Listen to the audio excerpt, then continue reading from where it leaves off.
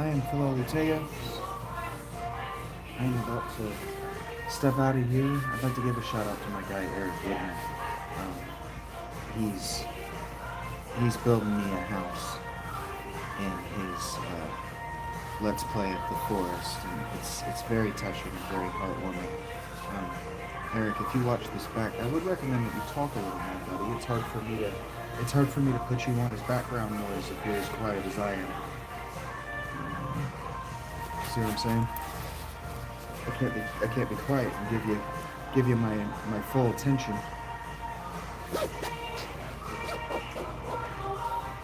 If you're not saying anything. Check him out, especially if you like a visual that's more meditative than what I do, especially when I'm playing. I'm a chatterbox.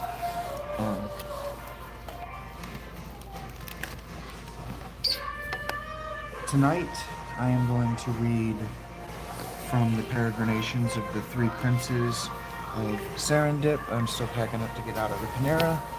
I have to be fashionably late, but I was only 6 minutes late, which means that according to the corporate clock, I still get paid for the full hour. So, make sure you hit that like, make sure you subscribe. While I have momentum, I'm going to seize it. I'm going to keep doing what I want to do with my channel. Love you for being here. Thank you for the encouragement. Please, I do need it. It is winter and hard. Yes, I have an out, and yes, I have an end game, but I don't want it to be a retreat. I want it to be meeting on mutual footing, because she deserves better than what she's gotten from the man before me.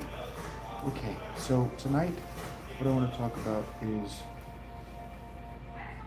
I made a video that I haven't published about regressive spirals.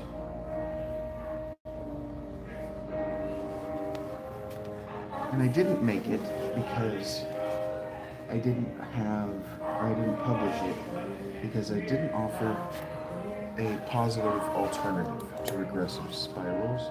I was just ranting about regressive spirals and how harmful and obviously and predictably harmful they are. But I wasn't particularly helpful.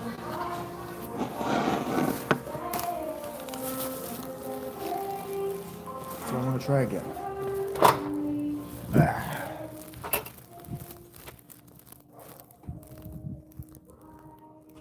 It's cold out here. Okay. I'm not going to talk about regressive spirals and isolation. I'm actually going to talk about self-reinforcing feedback loops and the fact that not all self-reinforcing feedback loops are bad, and that the diagnosis of a self-reinforcing feedback loop isn't always death knell. Just like not every relationship dynamic that is currently abusive is also a relationship where there's evidence that the relationship is dominated by abusive traits and is therefore categorically, definitionally abusive. And so, I would offer you this time to take the time to join me on a guided visual meditation, because in order to talk about regressive spirals and self-reinforcing feedback loops in the way that I want to, you're going to have to go on a visual. You're going to have to visualize with me. You're going to have to go on a little bit of a visual meditation. And so, instead of talking about circles and spirals directly, spirals can mean a lot of things. What we're going to talk about instead,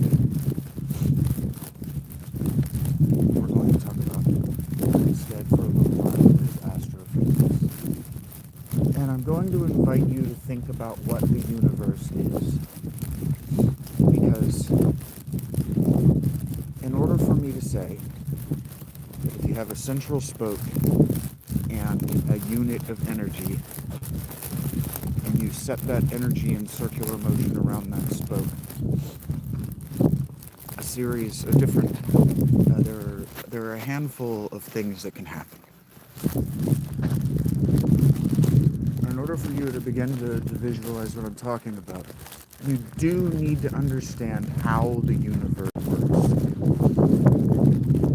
Because the universe outside our planet, on the massive scale of the universe, works very similarly to the topography of the Earth.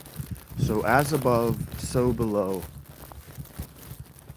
As things scale out, they behave in similar ways to as they scale down from any singular point.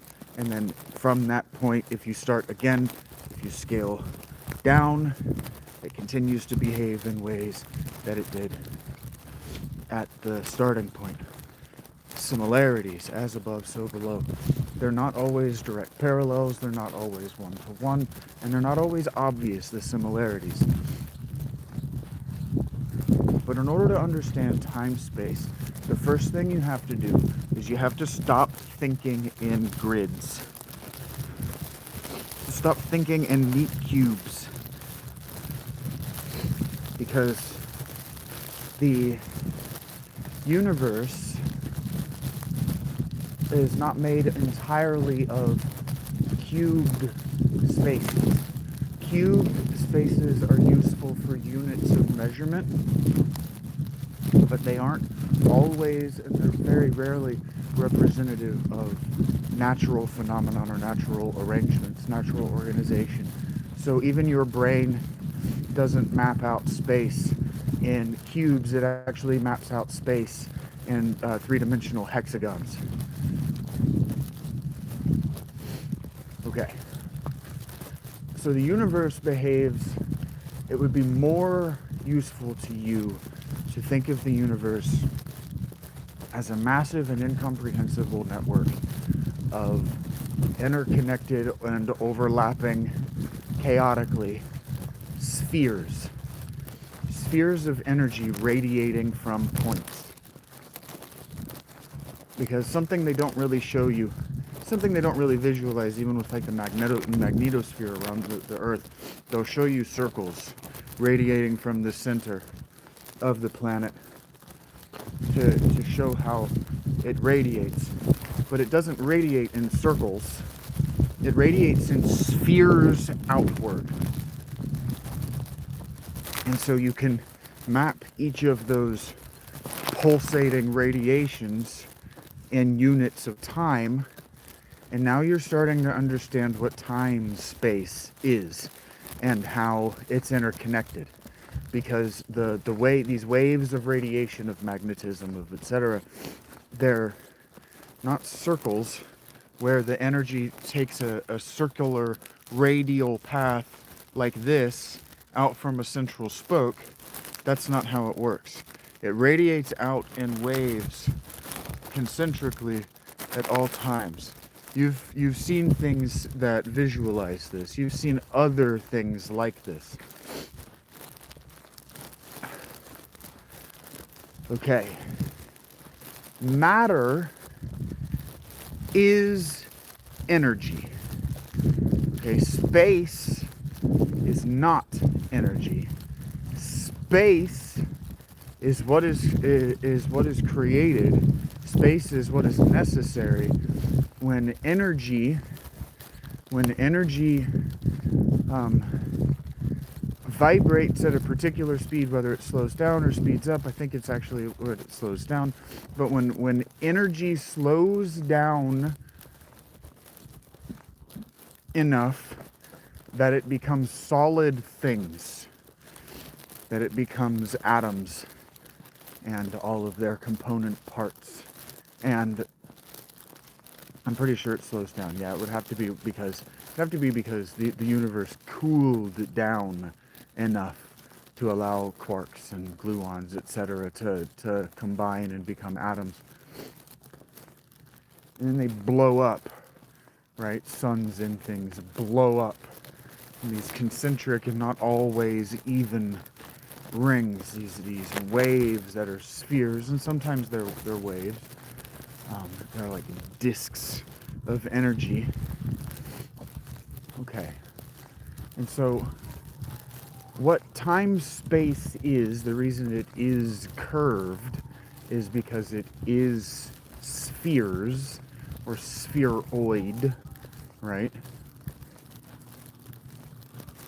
Because everything is spinning. Okay. And so gravity is what happens when matter, when this slow and cool energy relative to the beginning of the universe, this slow and cool energy becomes stuff. That stuff physically resides in that network of concentric spheres of radiation, and much of that radiation is still forms of energy. And when it sits in that stuff, it makes a spherical depression in that stuff. Okay? And other stuff that's moving through this network of interlacing energies, all other stuff that's moving through it is also creating depressions, hollow spaces in that stuff. You can visualize it, if you'd like to visualize it, you can visualize it by thinking of a ball floating in water, except the displacement of the water and concentric, these, ripples away from it as the water is displaced, that's just energy that's being displaced. But that energy is what connects things together. Gravity is a negative space in energy. And what it does is it causes the energy, it causes the matter to sink, it causes them to sink together. The center of very large material objects create a depression that behaves like a hollow space in water. And so if you're able to imagine a cube of water, and then you just were able to take a melon baller and scoop out, take a cube of water, stop time, scoop out a melon baller sphere of water from the center of the cube, and you know what would happen. It would fill that space. Well, kind of the opposite thing is happening with gravity. Okay? Gravity is a void of matter. That matter isn't attracted to. It's kind of like this hill, right? So you got this creek. I can see, that's why I don't have my flashlight on. It's actually, anyway. So you got this creek, right? It runs here. I'll take you over to it. Because you can probably see it from the lower part of the hill, because I'm talking about depressions, I'm talking about low places and how water behaves in low places. Because the water is filling the voids in these places, because the atoms, the matter of the water, the energy of the water is also filling the negative space created by the mass of our planet. The size of the planet that it's attracted to creates situations like this. Okay, so this situation is created because in elevation, this little triangle right here that is the creek is lower than the hill up here, but also this relative depression and valley, or this depression and valley as relative to the hill further on over here, and the hill up here around it. And so what the water does is, because of the properties of liquids, the properties of fluids, it's drawn to the center of the planet. Okay? It's drawn toward the center of the planet because the center of the planet is where the largest void in all of the energies that create space are. So you can think of space as a negative number, right? And so the more space you have in a jar, right, the less stuff you have in it. Okay? Stuff becomes a positive. So space is a negative. And so gravity is described in Newtonian terms as a negative acceleration toward the planet, because you are falling into the depression in space that all of the matter of the planet is creating. You are drawn downhill toward, as in space-time terms, toward the center of the planet, in the same way that this water, you're not seeing my finger, but in the same way that this water is drawn downhill relative to the solid matter of the ground. That's what gravity is. Gravity behaves very much. Well, matter, large objects in space, tend to behave like fluid, because gravity is kind of like the opposite of fluid. Time, space relative to gravity is kind of like the opposite of a fluid. Gravity is kind of like the void into which fluids sit, and planets and other extraterrestrial bodies, well, even the terrestrial body, just large bodies in time-space, they tend to travel through and operate within time-space like that cube of water. Except the water is the opposite of a fluid. It's nothing, but things within it behave like fluids, like it is a fluid. Okay. Now, let's talk about cycles.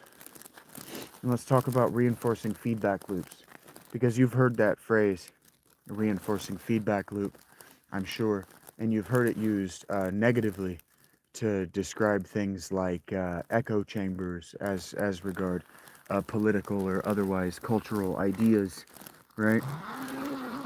But a reinforcing feedback loop is really any kind of loop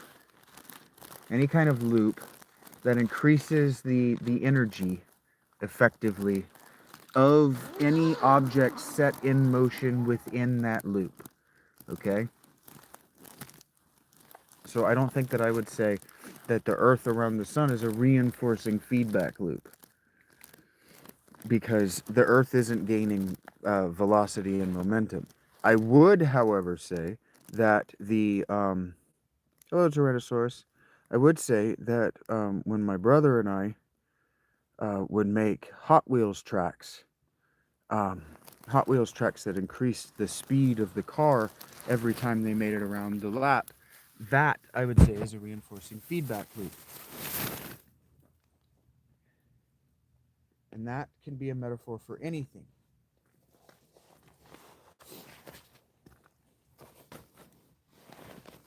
But basically, a reinforcing feedback loop, and the situation that I'm talking about here, is a kind of gravity toward the center, where if you put a unit of energy in circular motion around a fixed point, it gets faster and faster and faster and faster, and probably accumulates more and more and more and more matter as it goes around, and therefore draws in more and more and more of its own gravity being negative space that it occupies, right?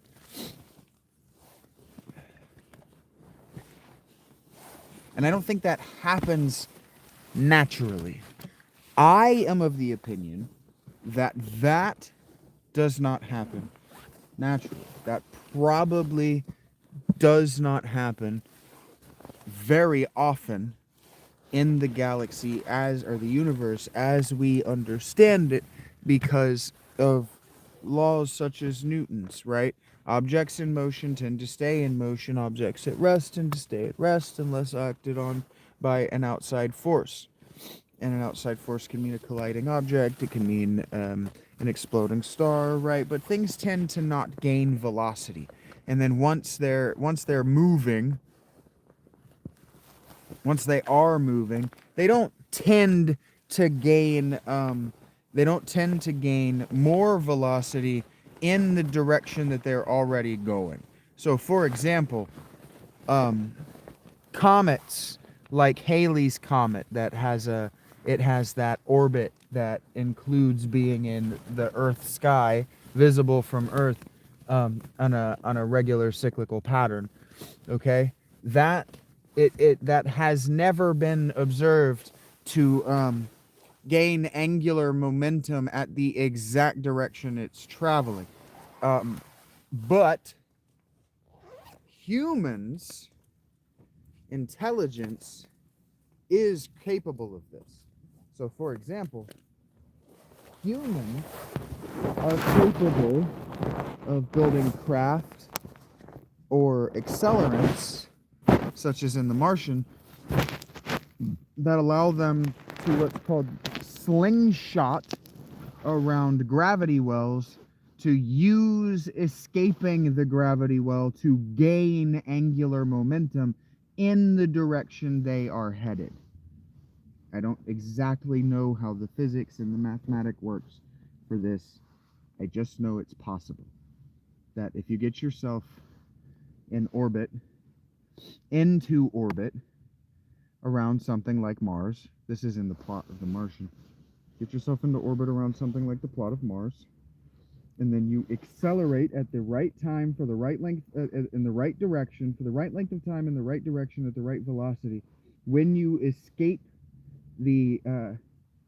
and it would be useful to you to think of gravity as more concentric rings, but concentric emptiness, so a great big and weakening, right, depression toward the center, and it's just in every direction, a negative sphere. That can be changed, topographically. It can be understood topographically, like a hillside can be mapped that way. Okay. Humans can make self-reinforcing feedback loops. Humans, for example, could make a circular river that gets faster and faster and faster until it's infinitely fast.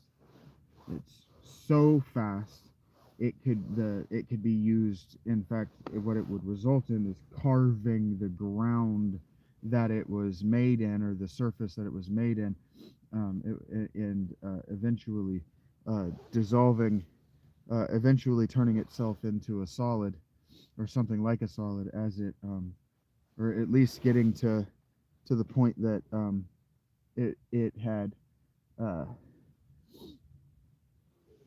diluted all forward momentum with debris, because it had eroded the surface that it was made in. That would happen eventually. I mean, I don't know how. But humans can do things like take water and pressurize it and use that to cut rock, for artistic reasons, or the reasons of craft and technica. So that means that humans can take an idea, a theory, a concept, that the universe, I wouldn't say uses, because that gives the universe agency, but by which the universe can be understood to be in process, and they can apply an understanding, a critical understanding of a system, and they can apply that critical understanding of a system systematically as a metaphor to their broader life. Okay. So when you get in a relationship, that relationship can be seen as a vehicle. It can be seen as a unit of energy in motion around a central point. Because the relationship itself, the relationship itself is a thing, and the two of you together as the relationship are not individuals. You are a unit, the relationship. And so it becomes an as above is below situation. It becomes I am thou, thou art I um, type situation. But that's why I can't stop beating Persona 5 or playing Persona 5. Um, but within a relationship, you can start to spin that energy around a single point. Or really, I mean, you could try to be far enough apart as objects that as you spin the relationship around you, it's forced to orbit a double helix, a helical star system. But that's an extremely complicated visual metaphor that do you really want to plot? Because that's called a three body problem, and three body problems are famously difficult to solve in mathematics because of how unpredictable they are.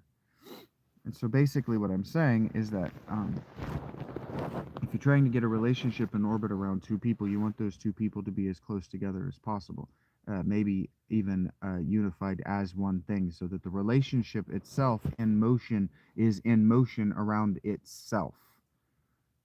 Because you can um, you can be in motion around yourself. This is kind of what, yeah, sort of like a swinging pendulum, but swinging pendulums go back and forth, and I'm talking about full circles. It's more like the pirate ship ride that does the full loop de loop when it gets enough momentum. It just keeps going for as long as nobody puts the brakes on. Um, That's actually exactly what I'm talking about. So long as you don't have any reverse momentum and it just gains speed until eventually it's moving so fast that it looks like a circle. It just from the outside looking down naturally, it just looks like a circle with a smaller, maybe even just a singular point at the middle, and it looks like one structure, but really it's a structure rotating around a structure, and you could begin to think about yourself like that, and then you could start to meditate on what the yin and the yang really are, because what they are is a description of two spheres, a black and a white sphere, in motion with the negative space of the previous sphere in color as their motion blur. That's what yin and yang are. Sure, 70% of Earth's surface is water, but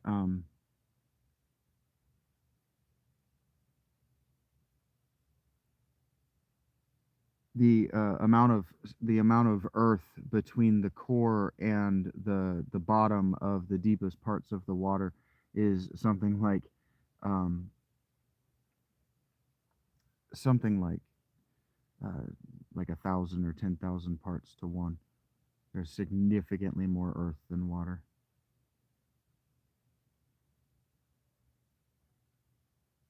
I'm talking about regressive. I'm talking about regressive or I'm talking about reinforcing feedback loops, Jaden. Yeah, you're off subject, Tricky. Anyway, um, what you don't want is a regressive spiral. A regressive spiral is a spiral that collapses in on itself. Hello, camera. Because regressive spirals are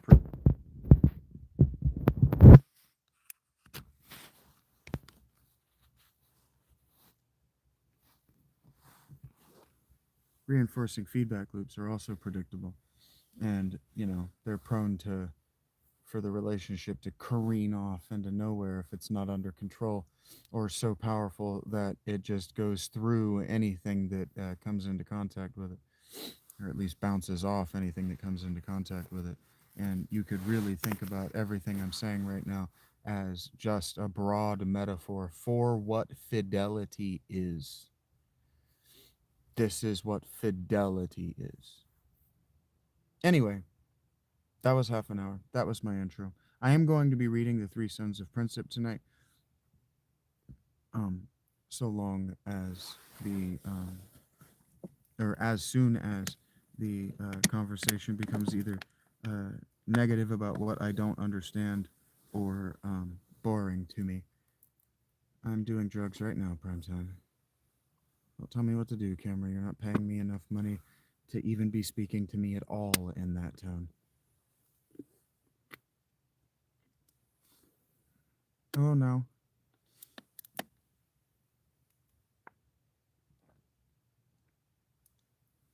Moses was my boyhood hero, Kamara. You don't know me. I'm just smoking weed, Prime. It's not the greatest story ever written. That's the Mahabharata. But keep trying.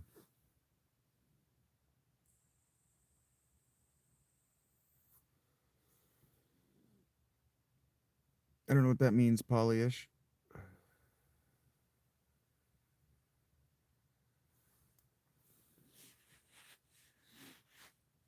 I just told you that you don't get to boss me around. You're not paying me. And then I engaged you that that was my boyhood hero. And you told me to read it again like I don't know it. Go fuck yourself. I'm not playing with you, Richard.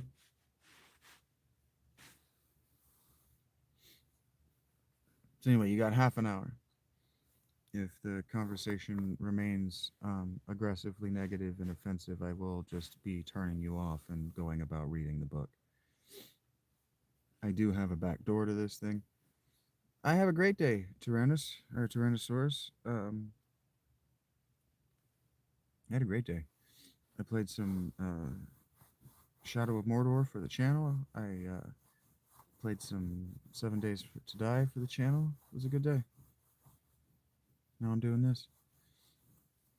Doesn't seem like I did much. Doesn't seem like I did enough to me either. Believe me. It was a good day. How are you doing?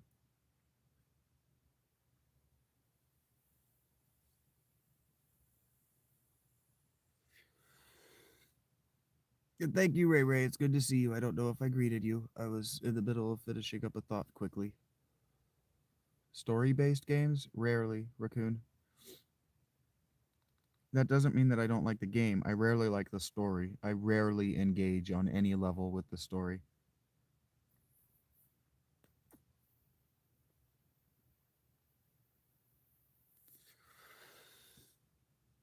Depends on your definition of real, prime time.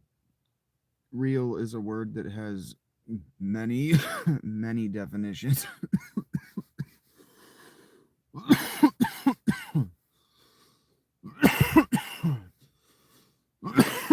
It's not. I'm not even under my blankets yet. Ray Ray, what is real to me? Real is subjective enough to that I don't even have an idiosyncratic definition. I just use the one that the person I'm speaking to.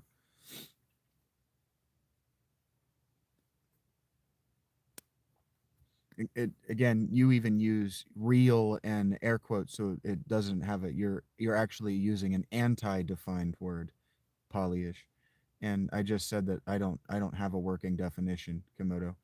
I don't define real.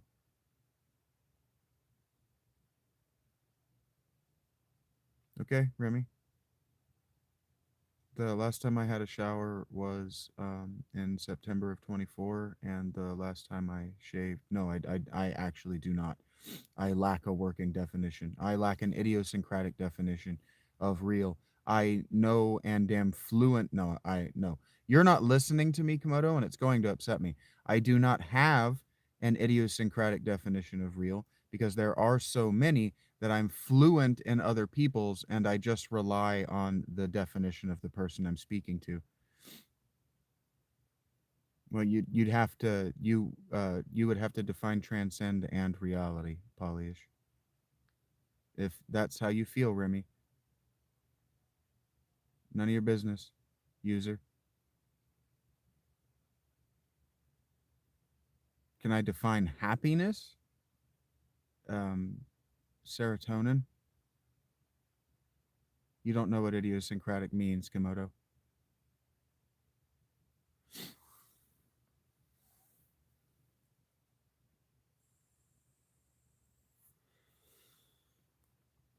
Serotonin is the chemical in the brain that is happiness.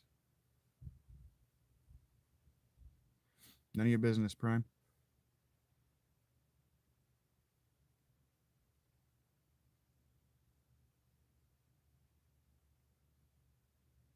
I haven't read the autobiography of a yogi, and I don't know what Sri Yukteswar is. I don't speak Indian. I don't speak Hindi. Hmm.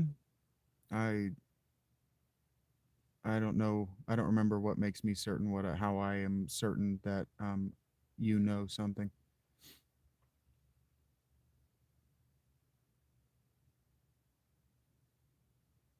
No, I wouldn't. Prime time. That yeah. Well, I would have had to have taken something from you, Komodo. Yeah, I have short-term memory problems. I live in a perpetual now, and I have Swiss cheese brains. Swiss cheese for brains because of childhood concussions. Okay, Komodo. Well, you can have it back. I didn't want it. Okay, well, if your definition is hypothetical, it's not a definition.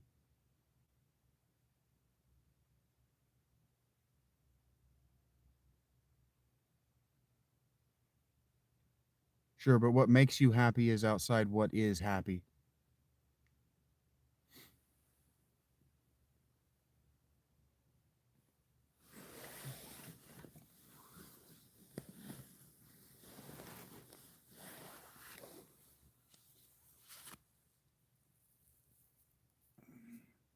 The cause is not the effect.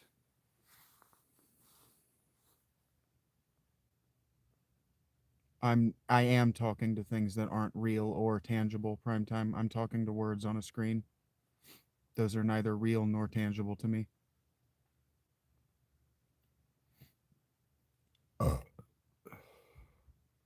The affect is not the cause.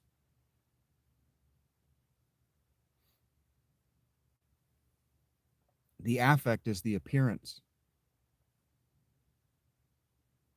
No, words are not real and they're not tangible. No, I am not an affect. You're trying to say that I'm an effect. Those are different things. And words are not idiosyncratic. Correct. Words are not real.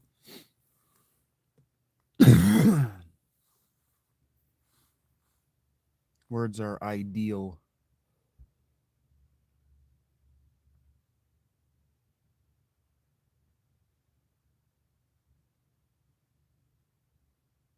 Ah, you're doing great, Tyrannosaurus. I'm glad to hear that, man.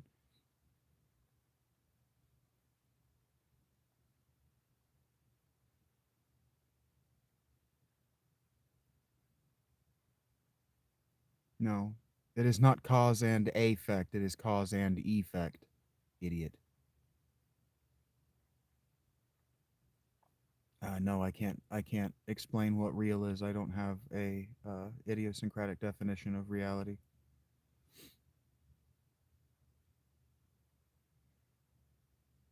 What about football user?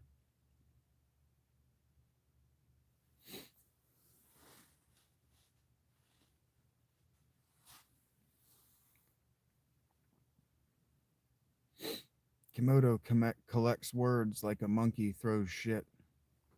You gotta go now. Done with you.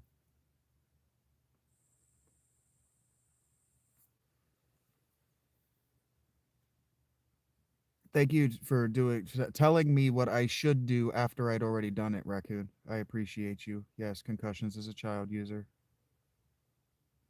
You're looking at a homeless mystic and ascetic speaking to deeply immature children.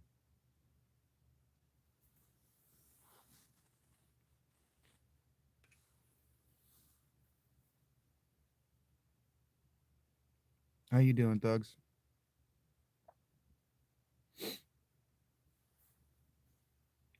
It looks like you're repping baseball, but you a big fan of I forgot what it's called now, Space Jam. You a big fan of Space Jam? Do I believe in God? I believe in God for sure, but you would have to define God in order for me to agree that I am agreeing with you.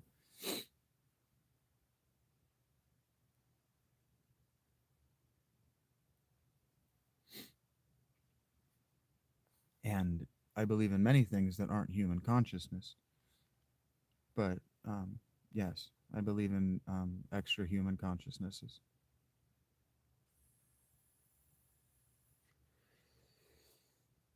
Heard that, Thugs. Space Jam came out when I was in fourth grade, and that was the coolest shit in the world. I didn't even like basketball. I just loved that movie. I believe in a thing called love, for sure, Jack. I believe in life after love, too.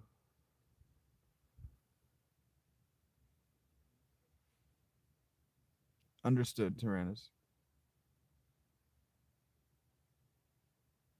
You can't hear me very well. I understand. Yeah, I know. I'm not particularly loud. I'm not trying to project.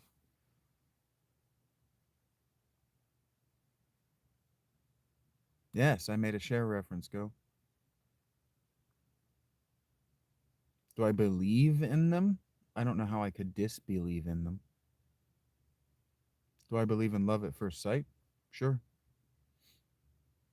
I've fallen in love at first sight before.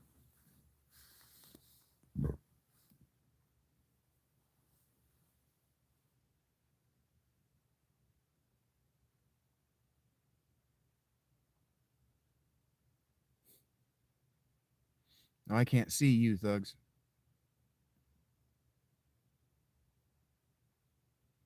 I understand, Tyrannosaurus.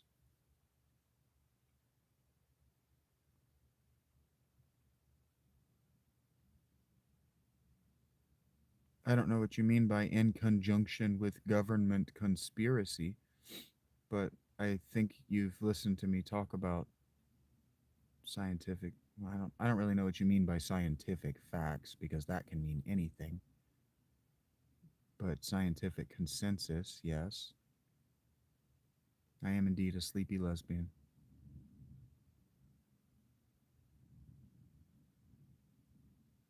But I don't really believe anything polyish.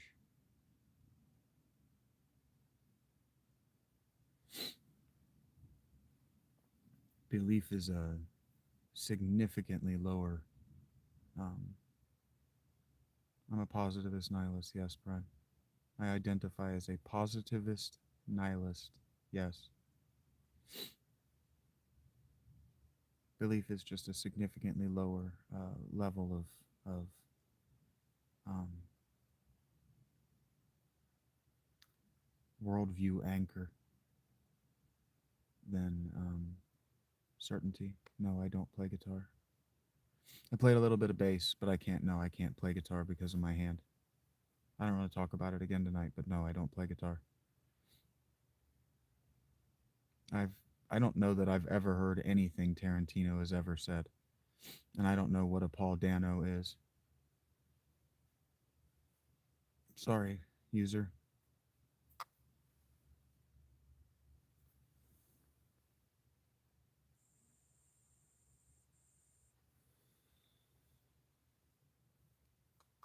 I'm not of the opinion that Tarantino is a good person, and I don't let bad people uh, speak in my presence if I don't have to.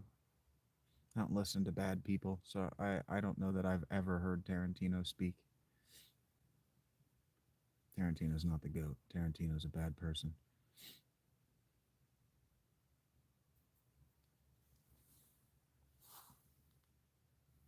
If Tarantino is the standard, then the standard is very low. I don't know what a Paul Dano is,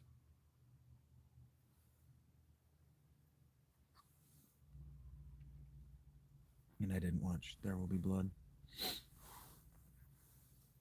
Thank you, Tyrannosaurus. I appreciate the thumbs up. Why? Who are some good people? I think Rich Eisen is a great person. You're gonna do that one more time, thugs. You're gonna sexually condescend to me one more time. You're gonna sexualize me exactly one more time. I wouldn't say that the academy, which is full of rapists and pedophiles, is a particularly high standard. I would say that that's about the lowest possible standard. So I would say that the academy loving him so much is just to reinforce my point.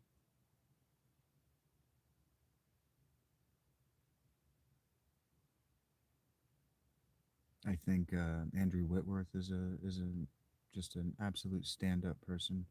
I do not have panic attacks, but I have had panic attacks. Yes, I do not suffer from chronic anxiety. No,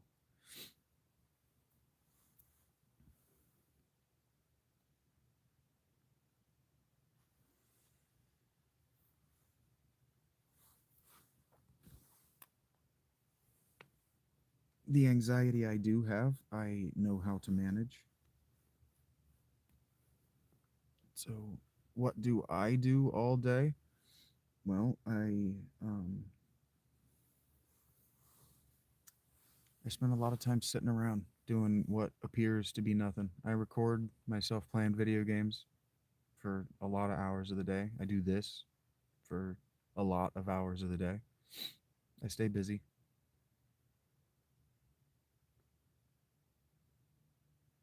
That would be ignorant of the flow of information. Yes, Polyish. Today I was playing Shadow of Mordor and 7 Days to Die. But I also have regular series of Schedule 1 and Dragon Age Origins, Factorio, and Orcs Must Die that are on the channel as well. Well, user, cut your costs so you can afford it. That's what I did.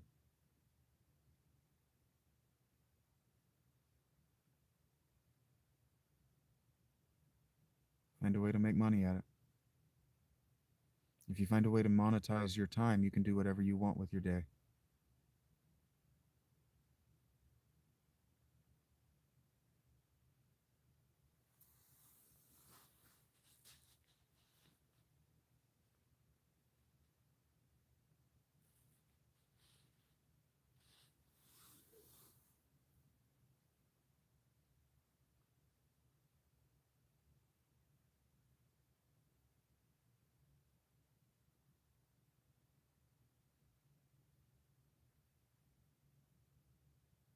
We move on. Then limit your costs and monetize your time, user.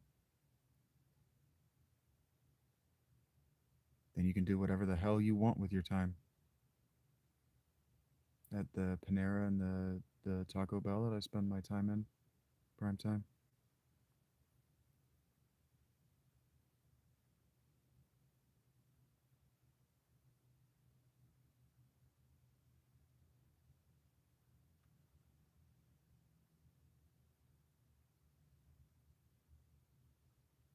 Then find a way to monetize it, thugs. I do. I recorded 3 days, I think, of 7 days today. Today. If I asked what your hobby is, I didn't mean to, but thank you for sharing.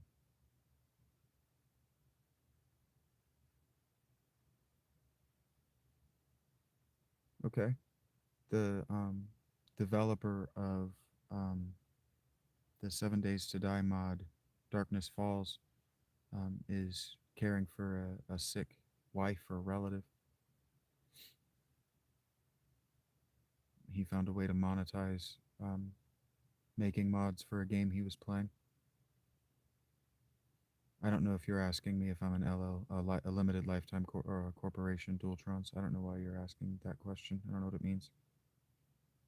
I don't know what a Tarkov brother is.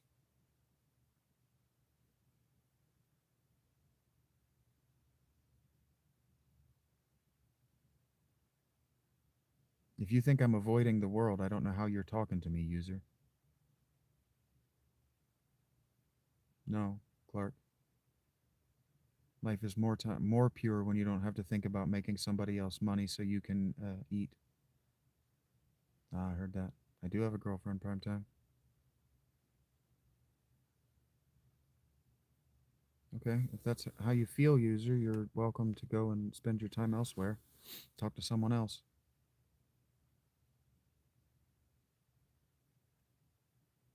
If you're going to ask me questions and then psychoanalyze the answers and reject them, you're welcome to do that to someone else. I'm going to over intellectualize your answer.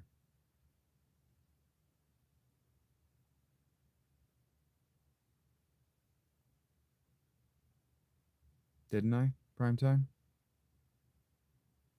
If that's true, he's welcome to go somewhere else.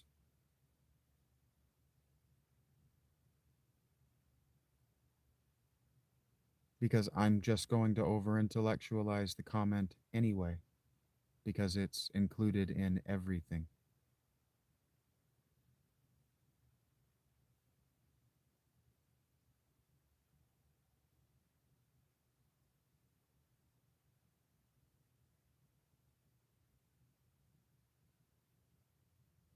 Because everything is everything. So if I'm over intellectualizing everything, I'm going to over intellectualize everything.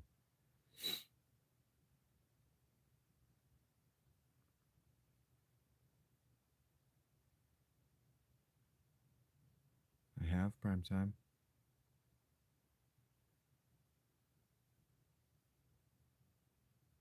I don't know how isolating myself from anything would make it difficult to relate to myself. I'm in the state of mild irritation, thugs. Have fell what?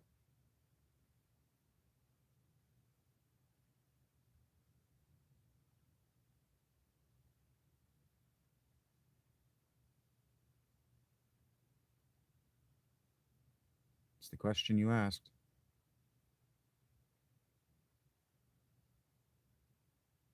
You thought wrong, Harpoon the Whaler. Where do we go from here? Are you just going to like narrate your consciousness to me now that you've run across me?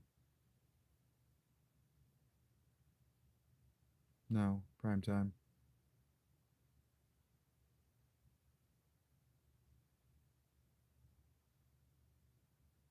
I did not have dreams of doing something I loved when I was younger. That never happened because of a mistake I made. That never happened.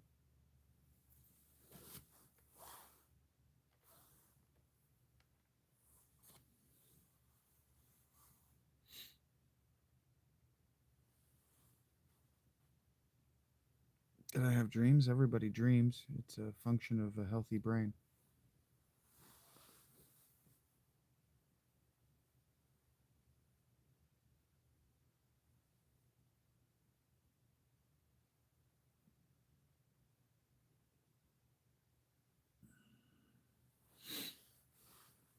Sure. I used to dream about meditating in a tent in the woods during winter.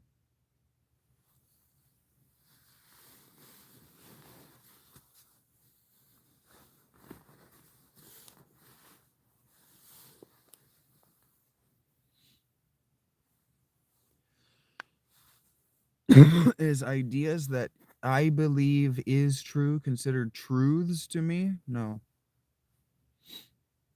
It's my favorite thing to do in the world. Your mom, Harpoon. I'm not lying or standing. What will I be doing in 5 years? Probably your mom, Primetime.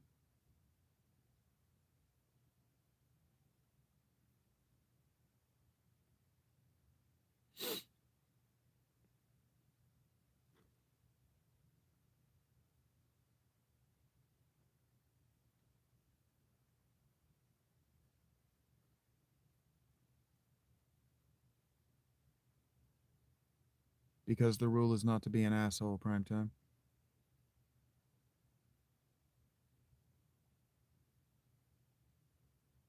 Oh, I'm great with the weather, Tyrannosaurus. I wish it were colder and that it were snowing more.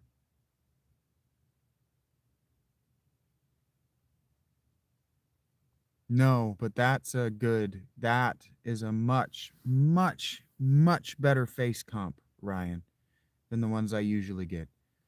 That is a much better face comp. I do have his haircut. Thank you.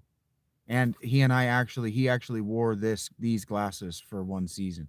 Uh, totally by accident that he and I have the same glasses. But that is a much better face comp than I've ever gotten on here. So hats off to you, Ryan Murphy. Link from Good Mythical Morning is a good face comp. No, I'm not watching it. Tyrannosaurus. Do I play D&D? No. I haven't got to play D&D since 2008. I've DM'd a few campaigns since then, but I haven't got to play. No. And I don't consider DMing playing. If you've ever DM'd, I think you'd understand. I think you might even agree with me. It's not the same. Baldur's Gate, the franchise, like Baldur's Gate 3 or any of the previous, no, I didn't like the first one when I was a kid. There were there were a series of Baldur's Gate dungeon crawlers, first person dungeon crawlers in the 90s that were fun. But the top down, the isometric, I have never enjoyed those, no.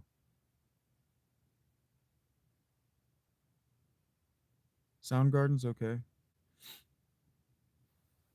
Um, I like them more recently, but I didn't really listen to them before I was homeless.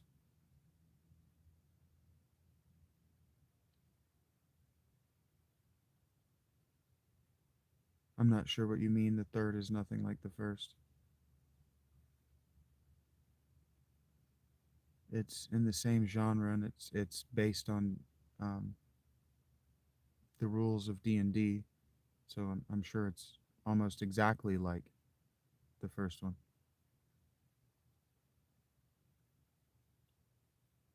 and I'm sure it's objectionable for all the reasons that I found the first one objectionable. All the reasons I tend to find isometric Western style RPGs objectionable, just not fun to play. It's just dialogue box after dialogue box after text box after text box after text box. Just stop fucking talking to me. Yeah, that's a reason I find it objectionable, thugs. Another reason I find it objectionable. Yes, I do enjoy JRPGs, Harpoon. Though I find them too reliant on cliche because of Japanese uh, art conventions. It's not art if it's not stolen and cliched. So Japanese storytelling relies a lot on cliche, and so it's very predictable.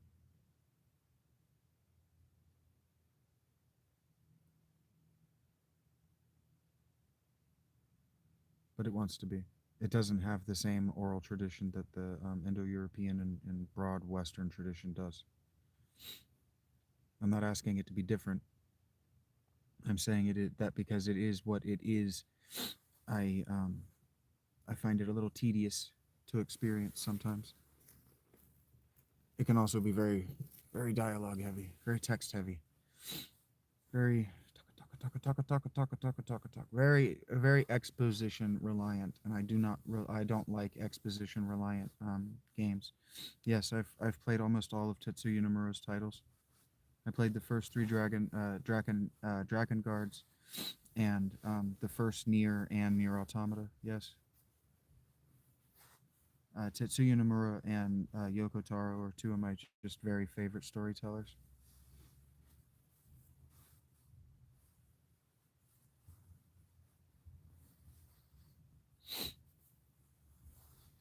They do interesting things with cliche. Yeah, Yoko Taro's awesome. He's great. I haven't played all of them. I bought the Voice of Cards games for my Switch, so I would have them, but I didn't play. I finished the first one, but I didn't play the second two. The only Call of Duty I really spent any time playing was the first Black Ops.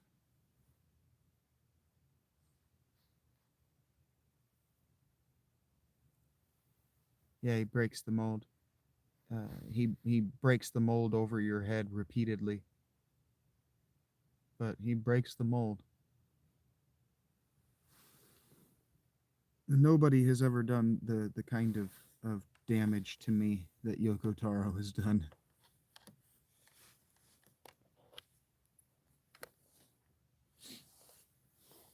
I was actually introducing my girlfriend to the beauty of Kingdom Hearts this morning.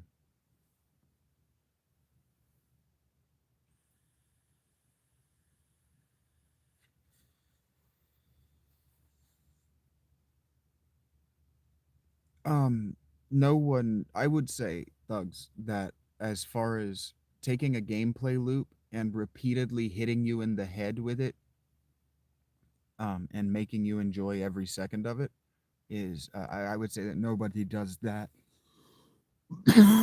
that specific thing better than Yoko Taro. No, Drakengard and Nier Automata.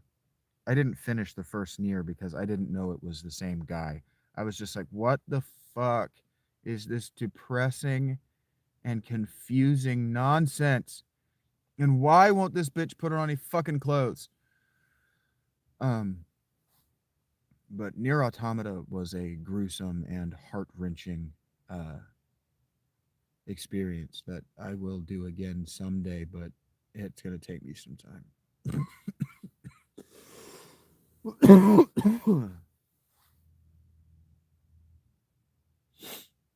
Nah, the Souls games are just boring. They're boring and bad. Yoko Taro's games are actually really good. They're actually really good. They're extremely fast paced and they're difficult because they're trying to kill you, not because they're broken. Popular means bad. Popular means accessible for stupid people. Popular literally means that it's accessible to the lowest common human denominator. Yeah, near replicant. I wouldn't say it was a complete overhaul. Yeah, I've played near Automata. I said that.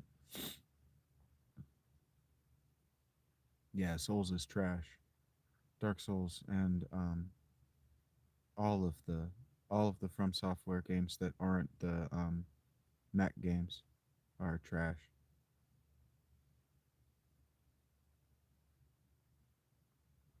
Sure, and they changed the main character from an old man to a teenager, but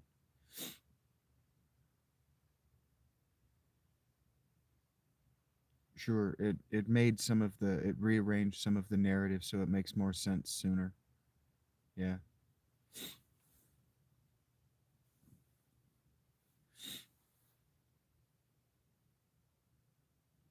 absolutely, Kevin. Only stupid people like Grand Theft Auto. 100%.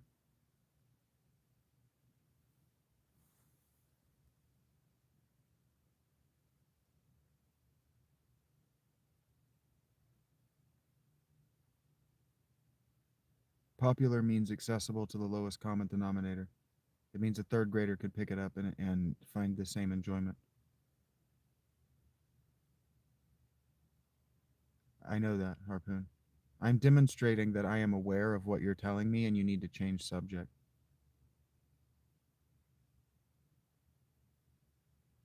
I'm not in the restaurant at the moment, Laura. No, this is when I'm in my home. I'm doing great. How are you, Laura?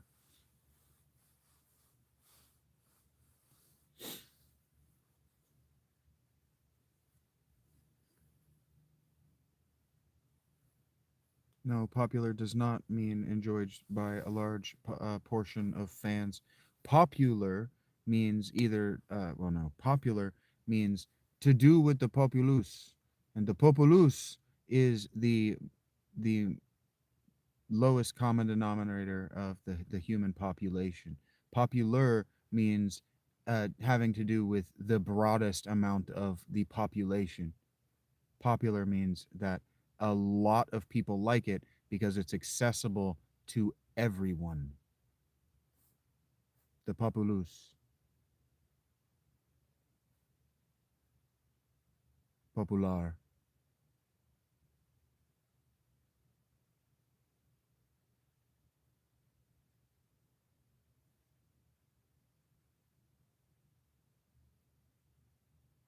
I'm glad to hear you're doing all right, Laura.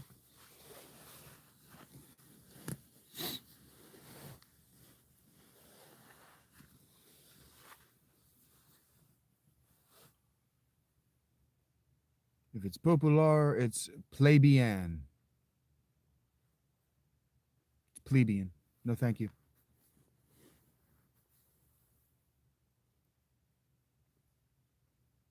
Doesn't have anything to teach me except how to reach the lowest common denominator. Oh, this is what stupid people enjoy. Okay. It lacks depth, meaning, anything that can engage an inquisitive and curious mind.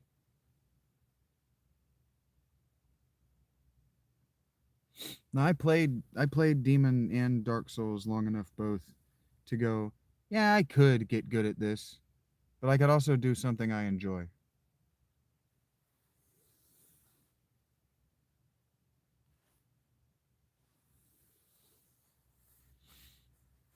Yeah, sure. I'm doing both of those things.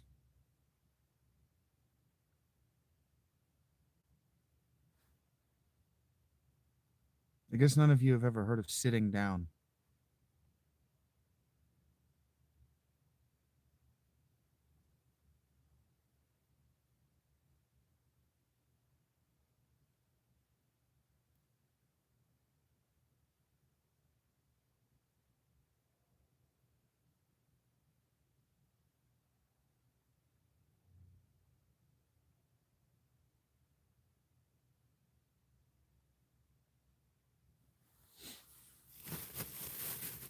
All right, we're starting to dry up, which means that I'm going to transition to the next thing soon. But I might eat this bag of chips first instead. Oh, I am in a tent, thugs. Take care, Dose. Do I like stargazing? I don't dislike stargazing. I don't do stargazing. Winter skies are nice for it. No smoke or drink or chips. You sound like you think you're my girlfriend, Tyrannosaurus Rex.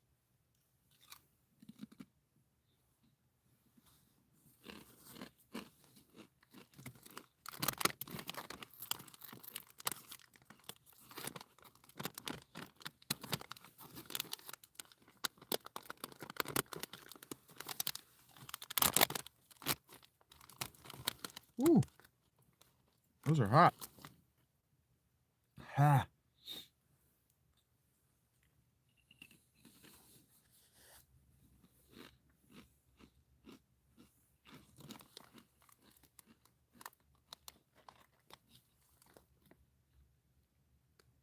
Ooh. Ha. Hare's honey jalapeno flavored kettle chips are less spice.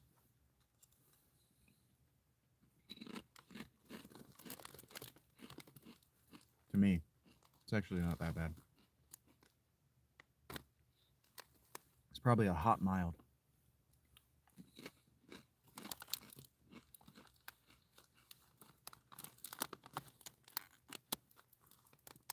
Yeah, the people who like spicy things would say it's not that hot.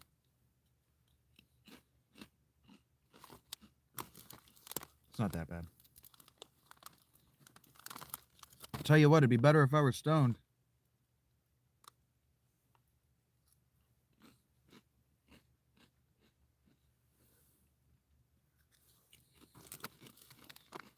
On a Sunday morning sidewalk, no less.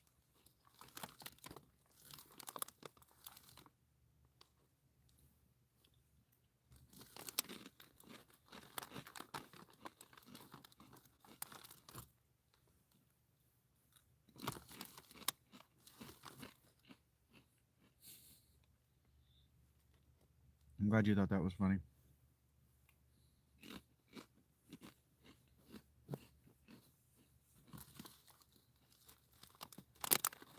Somebody out there's got to recognize a Johnny Cash reference.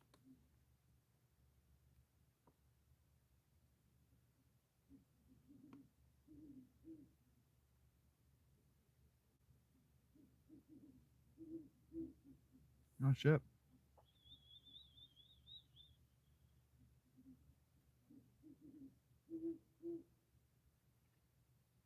Oh, shit.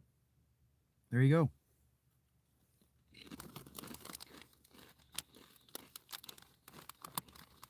Somebody asked me if there are owls out here. I've never heard them before, but evidently there are owls out here.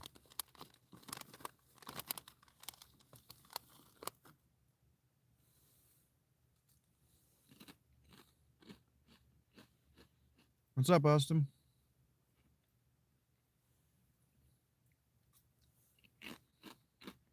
That was cool.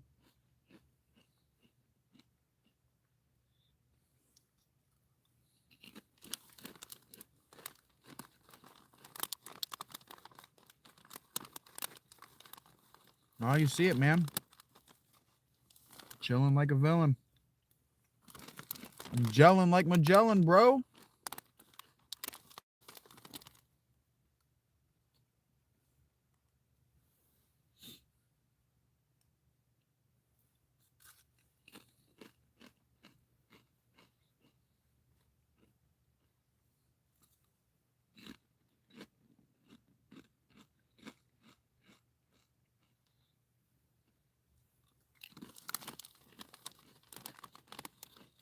What's up with you, Austin?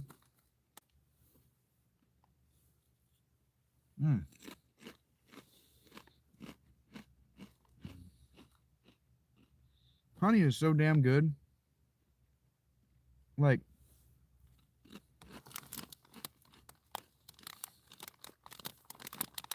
glad to see you're chilling. The G at the end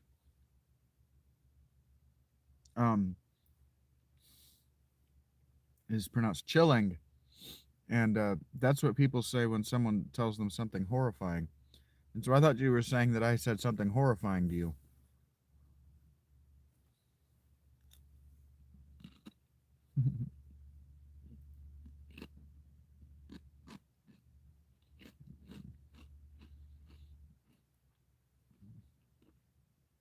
I don't know what EBT has to do with me, Black Cloud.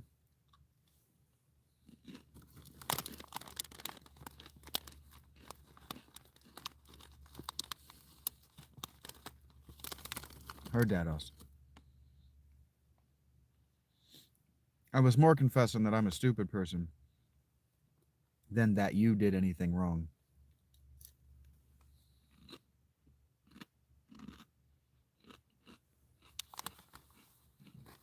How are there not an even number of servings in... Okay. Why do you do this? Whatever. Just gonna leave it alone. Because I did the math.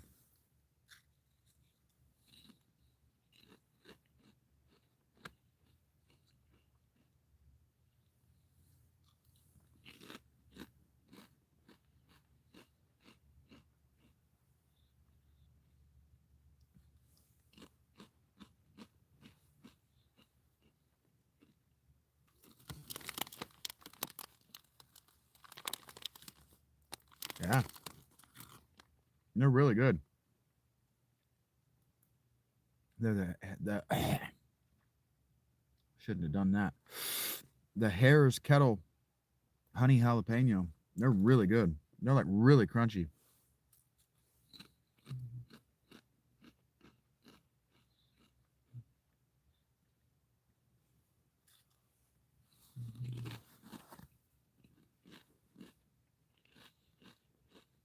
I don't know, Fip. Cold.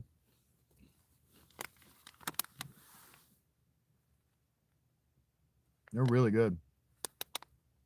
I don't know that I want to finish them because I don't want to get a bunch of the dust in my mouth. They're really good. I prefer my spicy, hidden under sweet things. I'm a pussy like that, Dodge.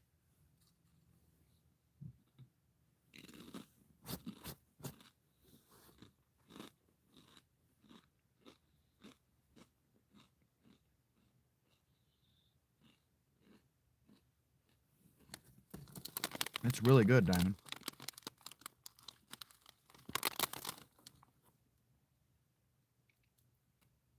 I thought they wouldn't sell that if it's not good. Now,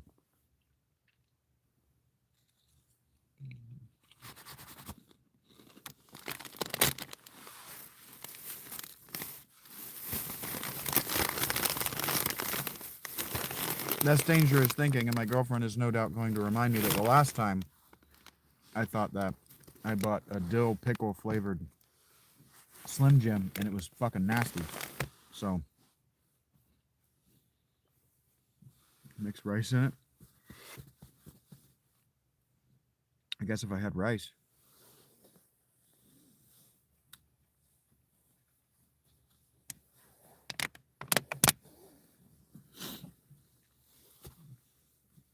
No, I feel like if I had rice, I would probably have seasonings. That's hot. It's hot to me. Yeah, hair's Black Cloud.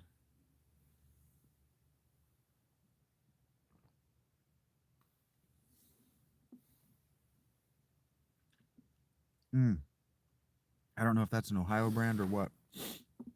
Chipotle barbecue said. I don't know what Sate is, but heard that.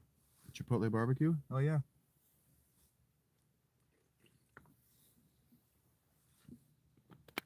That's what I was going to say, actually. I don't mind a spicy barbecue sauce.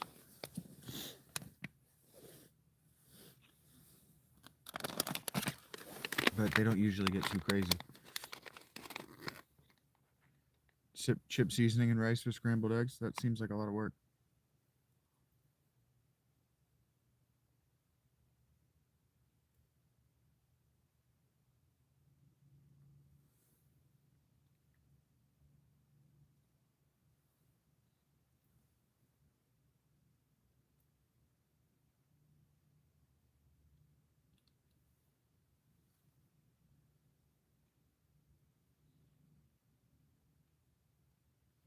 Deer stand as a question mark seems like a strange thing to just say out loud. I mean, do you think we're sitting around a fishing hole or something? Protein? Again.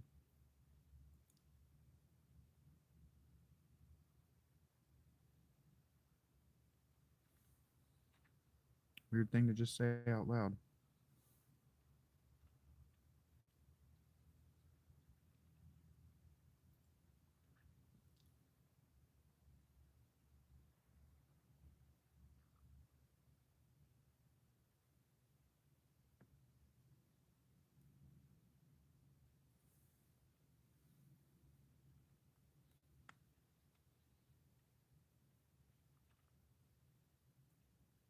Thank you for the hearts.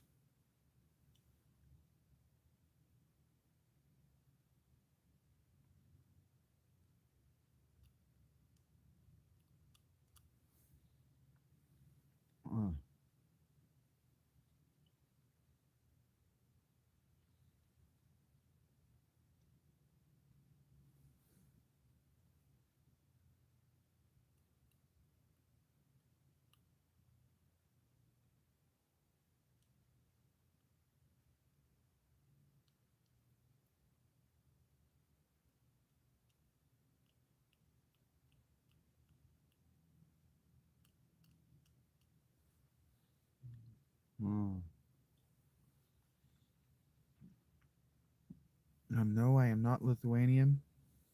I am not hunting a corn pile.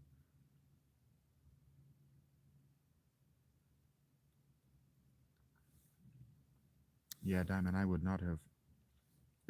I would not have assumed that meaning.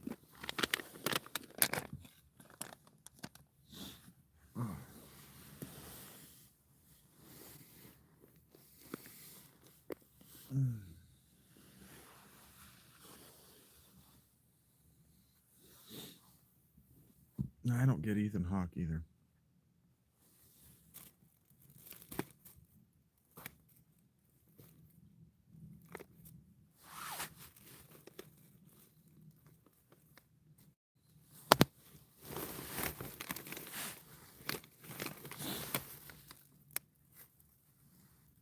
These people you think I look like all have rectangular heads.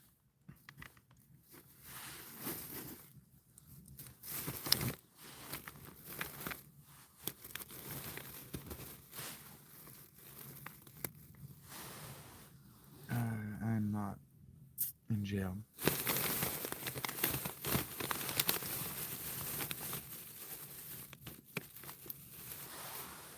Why did you ask the question and then just take the position that the positive is what you were going to get? Why didn't you just assume the positive to begin with?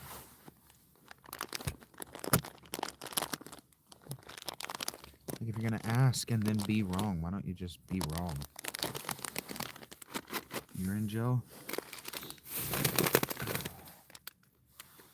Sounds like you're the one who should be live if you're in a bowl of Jell-O. Chillaxing to the max.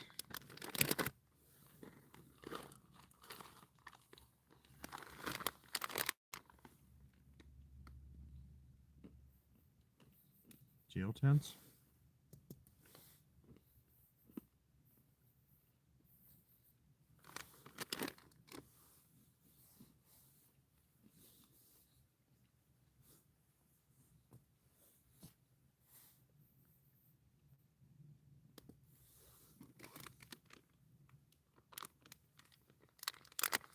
Thank you, Riggs. Take care. I don't know what level of support you think leaving and not coming back is, but thanks. Some level of support is what you gave.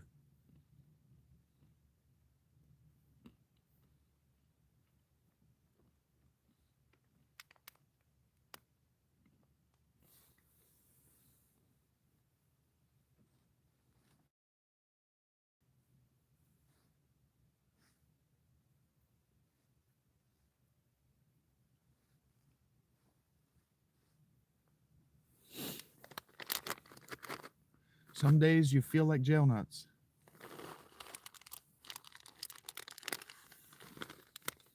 Some days you don't.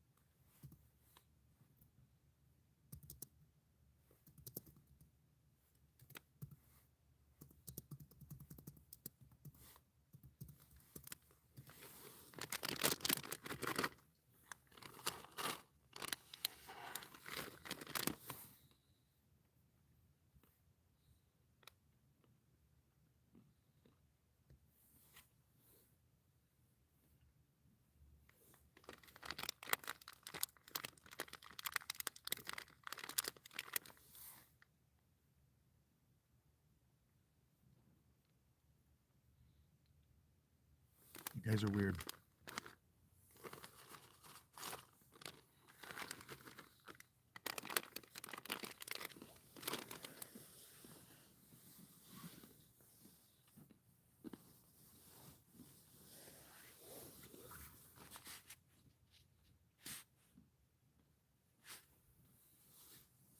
I didn't see what you asked, Primetime.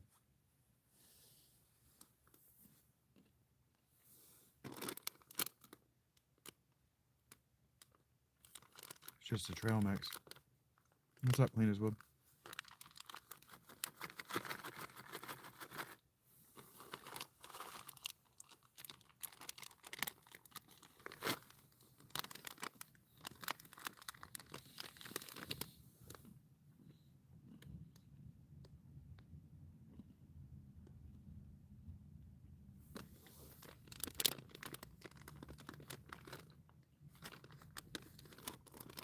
I don't think so, Diamonds.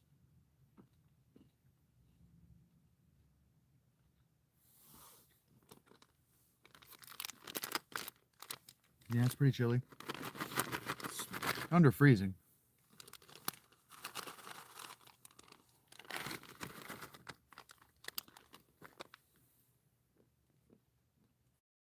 Yeah, it's 27 Fahrenheit. pretty cold.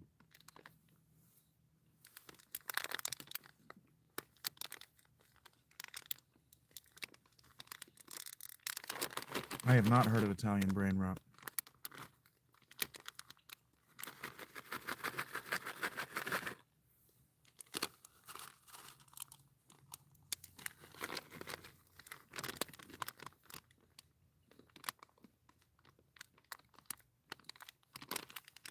Indeed, the mutt.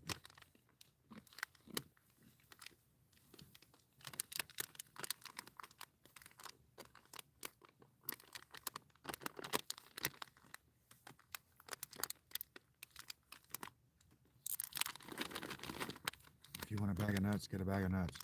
I don't know why you're asking me.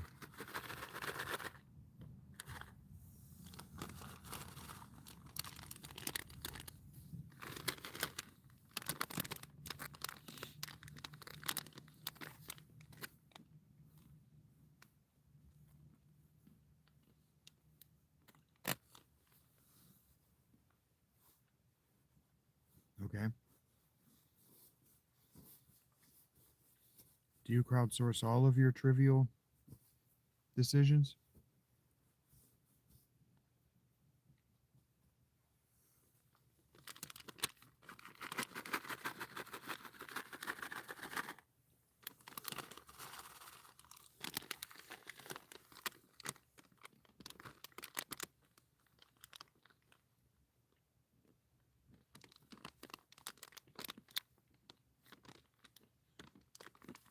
%, Lenny.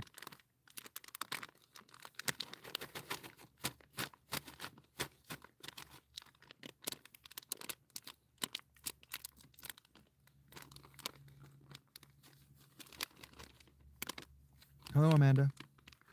Hayes for horses. How you doing?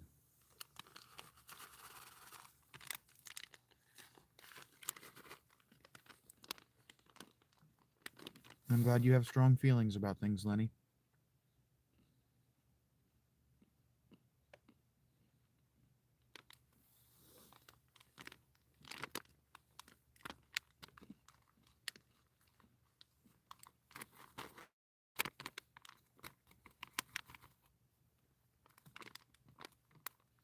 No, she's in a regressive feedback loop, and he's an idiot.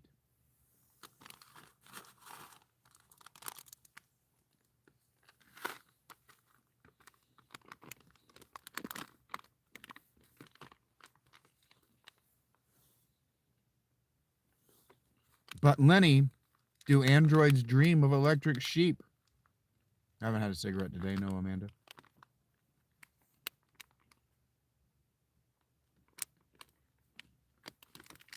I don't know why I would do that for free, Diamonds. All right, take care, Clip. I don't know what you think you're ignoring me, or being ignored. Unless you're one of these people up here who's saying things that are being held for review.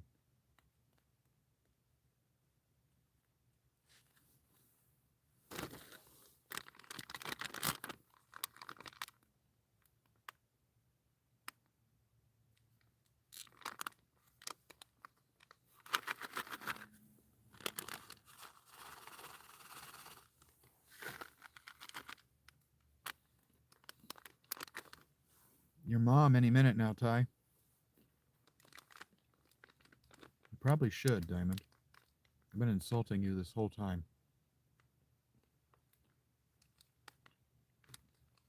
As far as I can tell, some random handle, you just said some emojis.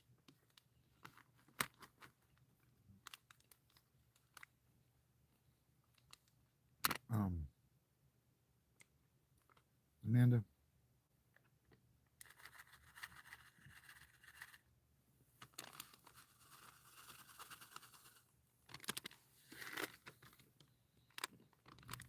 How do you think my Thanksgiving was?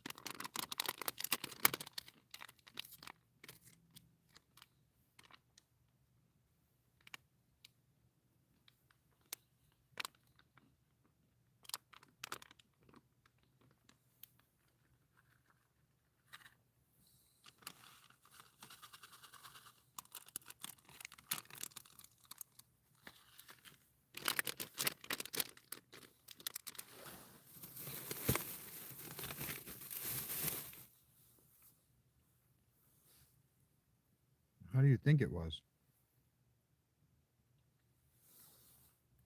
What do you think I did?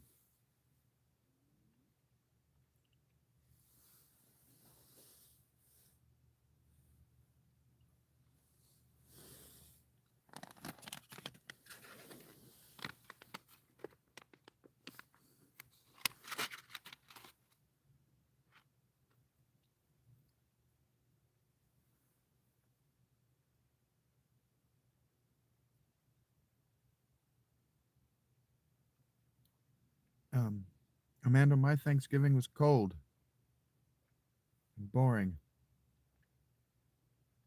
Cold and bored, Ty. I lay in the tent until Friday. What do you think I did?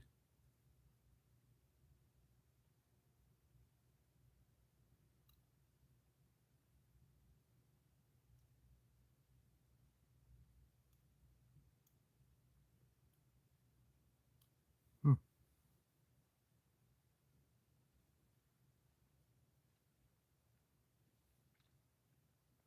Yeah, it's 27 today. It was, what's the night? It was pissing sleet and rain all day on Thanksgiving.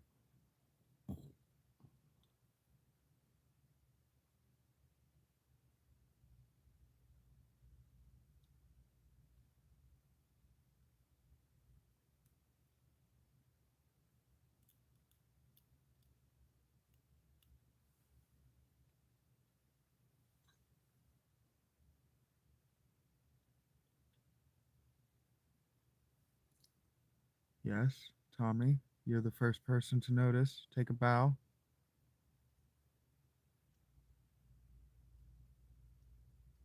I am using an inverted Dutch angle to represent my descent into madness.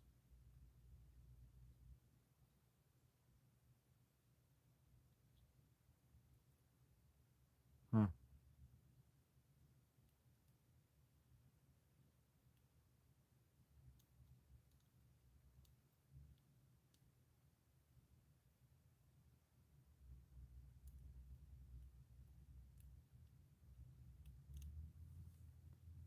Yes, it was insensitive and rude to ask a homeless person about his Thanksgiving, but Amanda doesn't seem to care very much about being either sensitive or polite.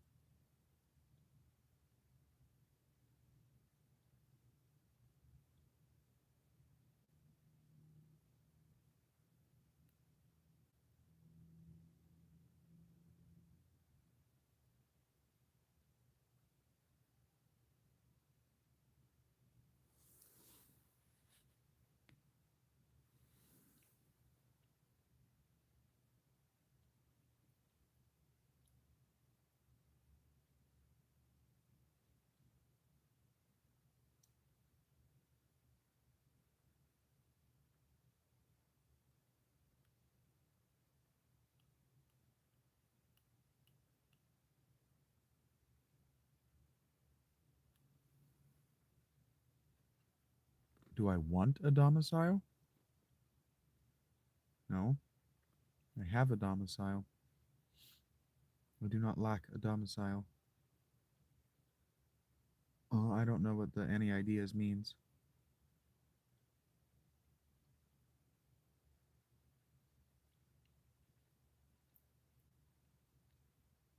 I don't know if you know this, Tyrannosaurus, but I own a tent.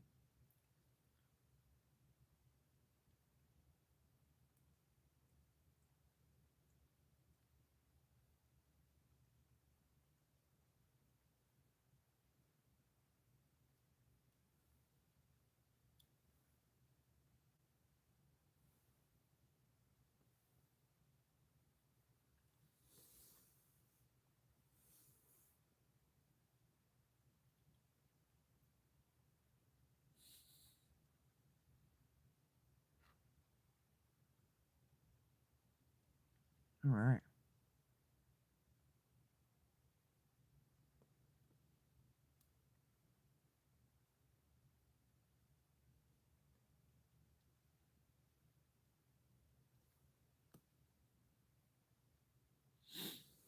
All right.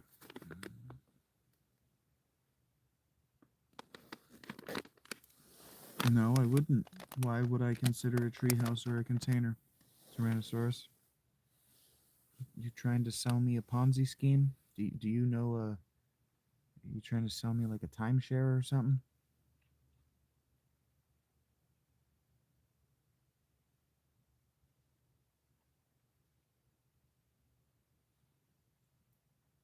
Okay, Amanda, I don't know why you think I'm lucky.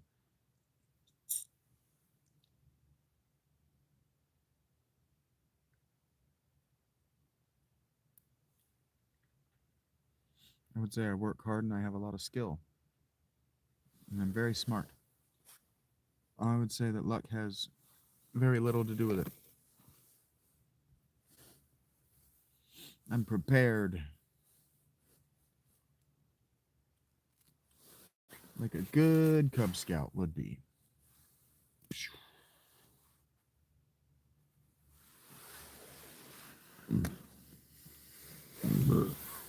Oh, my hips are tight tonight. I need to try to sleep for longer. Well, I wouldn't call that luck, Amanda. I would call that skill and preparation.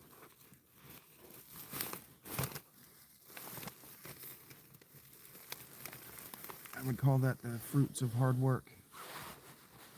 Electronics a damn nice thing, yeah, sure.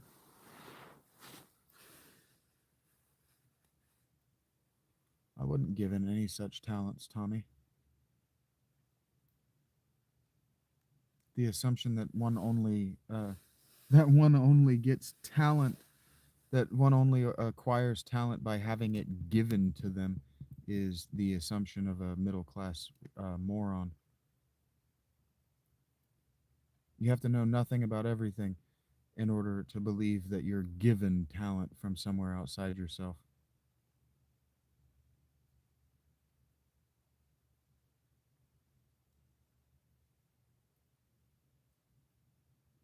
What gift do I have that I don't know about? Time. How do you think you get talent? You think people who play guitar at a virtuoso level just had that given to them? Time, practice, preparation, all the things that I said. I am prepared. Therefore, when the moment is upon me, I'm ready. It's time. Attention. Discipline is not something I actually have, but seriousness, effort, care, desire. You don't just meet some homeless guy in a street and have him give you talent. Yeah, it's called preparation.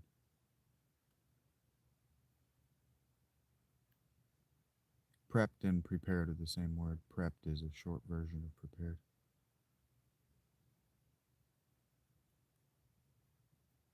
No, that's not how that works, Tommy. Usually, the people who play guitar or any instrument or do anything at a virtuoso level had to fight for every second of practice time that they had. I don't know. I don't know what Texas has to do with me, Sammy.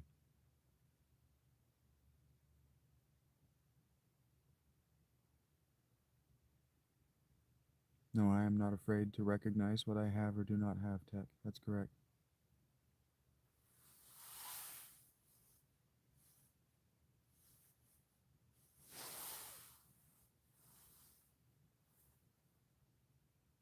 What does place free housing mean? And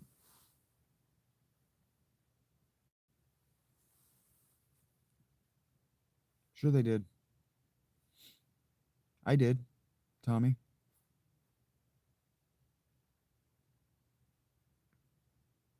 If you're trying to make a God given argument, I really need you to go away, Tommy.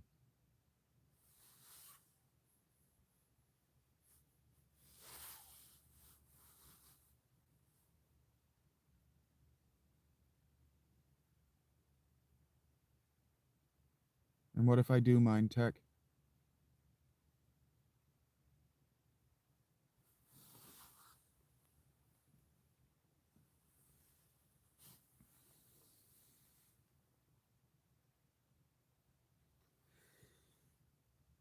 You ever think about that? People at Ohio all the time, instead of saying, "Hey, will you do this thing for me?"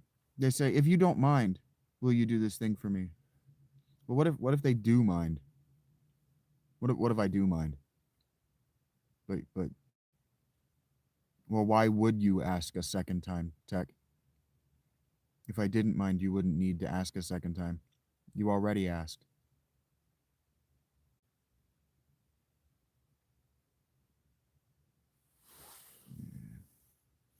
Okay, Tommy, you're right. All people with merit were given it to them by a higher power.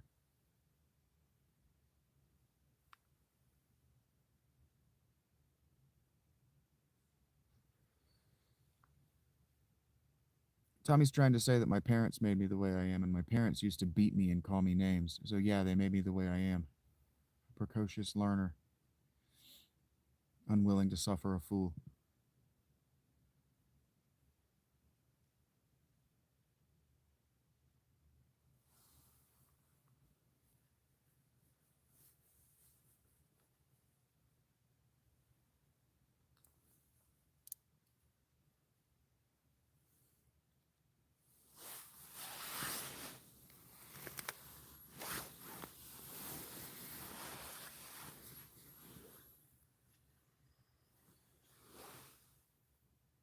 It's 27 degrees. I am comfortable. It is cold. This is my second winter in this tent. I am unfazed by the cold. I'm not even bundled up. I'm not in either of my sleeping bags or my blanket. I'm fine.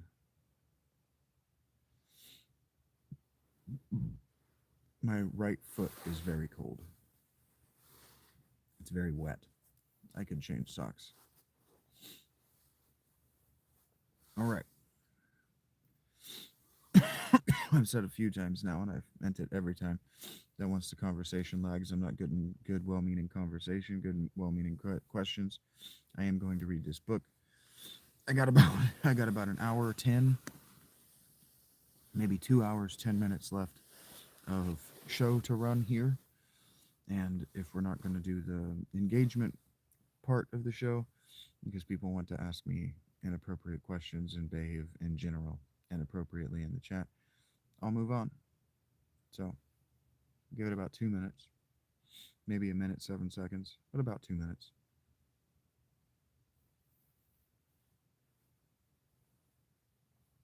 And then we'll move on to the peregrinations of the three princes of Serendip. We'll be reading novel one, which is titled, or novella one. Have a good night, Amanda. Novella one, which is titled Monday. Verbal judo is indeed what it is, Tyrannosaurus. Um, I can't move on, Tech, but you can, and you are the one who is insufferable. I don't know why you went to my line, but you read the wrong line in the script. So, if you would like me to do that, um, go ahead and exhibit that you demonstrate that you understand the golden rule and do it first. Okay, Ty? What you just said is that I live in your Arizona, and the reason you know that is because you do. And I guess you mean that you live in Arizona. And you probably wanted a question mark there. Um, no, I do not live in Arizona.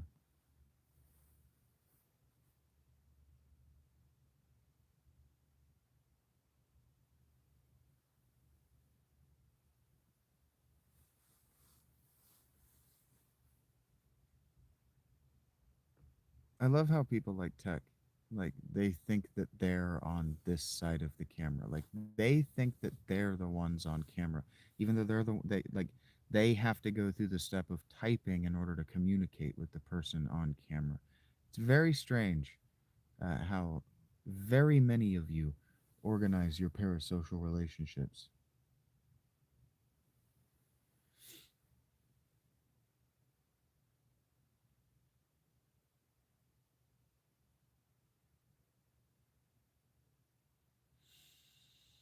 Hmm.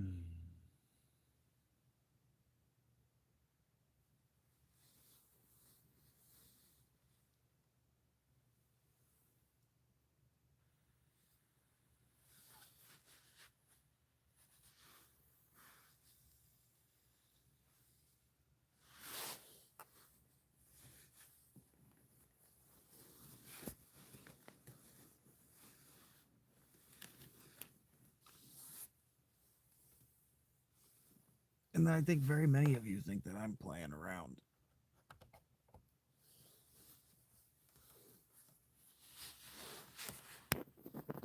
I think a lot of you think that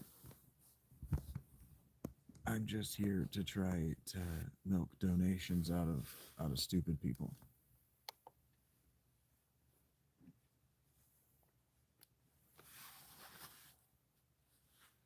Does Daddy know you're on the internet winning?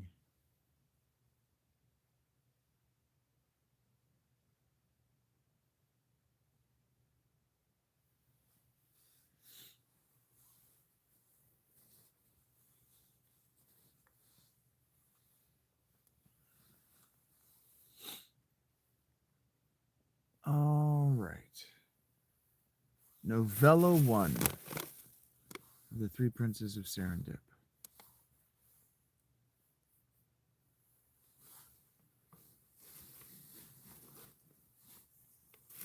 Originally published in Europe and the Italian language in 1557. Oh, I don't know, Ray Ray. It's Wednesday. It's Wednesday, and last weekend was a holiday. In the land of Becher, there lived a wise and prudent Muslim emperor who had 4 wives. One was the daughter of his uncle, and the other 3 were daughters of great princes. And because he was a man of great learning, he used to bestow many courtesies and great signs of affections on talented men. And when he heard that any such men happened to be in his country, they were honored by him with magnificent and rich gifts. Hence, there were always a large number of such men around him with whom he spent time, when he was free of public duties, discussing various and virtuous subjects. It happened one day that he had a discussion with an excellent philosopher who was reputed to have endless scientific knowledge about the beautiful and admirable wonders of nature. He asked if he would like to tell him any miraculous findings, since he was made to believe that because of his advanced age and extensive learning, he could learn from him some noteworthy things. In this, he was not mistaken, because the philosopher, who was eager to please him, said, "Sire, since I see your desire to learn about a wonderful secret of nature, I want to tell you about something I have never seen at any time in my life, nor learned something so important. Not so long ago, I happened to be in the western lands, where I had ventured to learn new things, having been informed that in these countries lived many men endowed with great and noble intellect. Accompanied by a wise and educated young man with whom I went from city to city, we used to discuss along the road the notable things of nature. One day, he told me that he knew of one marvel that was superior to any other, which was that whenever he liked, he could kill an animal of any species. He would then speak some words above the body of the dead animal, and his own vital spirit would enter the body of the animal and leave his own body for dead, while the animal would become alive with his spirit. He would stay there as long as he liked. When he returned with the animal's body to his own and spoke the same magic words, his vital spirit would enter his body again, and as before, the irrational animal would fall dead, and he would return to its previous state. Or and yeah, and he would return to its previous state, which seemed impossible to me. And when he saw that he had difficulty persuading me, he proved it in my presence. Since I had never seen a greater miracle than this, I ardently desired to learn about it. Therefore, I entered into a long time acquaintance with the young man, and because I constantly begged him, after a long time he satisfied me by revealing it. After the philosopher had told this to the emperor, the latter said, "How can you persuade me if I judge this miracle to be impossible without seeing the proof of it?" The philosopher replied, "Well, let's do the experiment, so you will easily believe it." Let an irrational animal be brought to me here, so I will show it all to you. Hence the emperor immediately ordered to find a sparrow and give it to the philosopher, who drowned it and threw it to the ground. In a soft voice he spoke a few words over it, after which he immediately fell dead to the ground, and the revived sparrow began to fly around the room where they were, and after a good long time it returned to the body of the philosopher, and sang over him until he was resuscitated, while the sparrow remained dead there as before.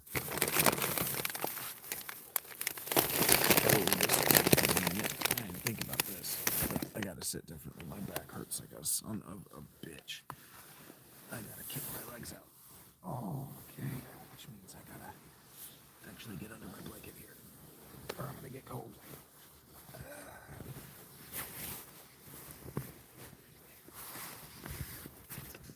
Okay.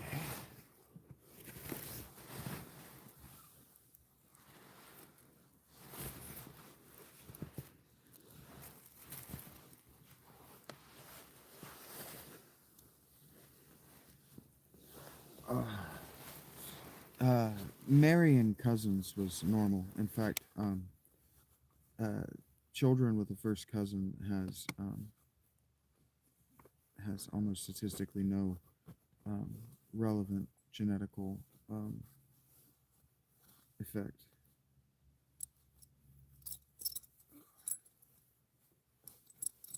The mothers are different enough. Anyway,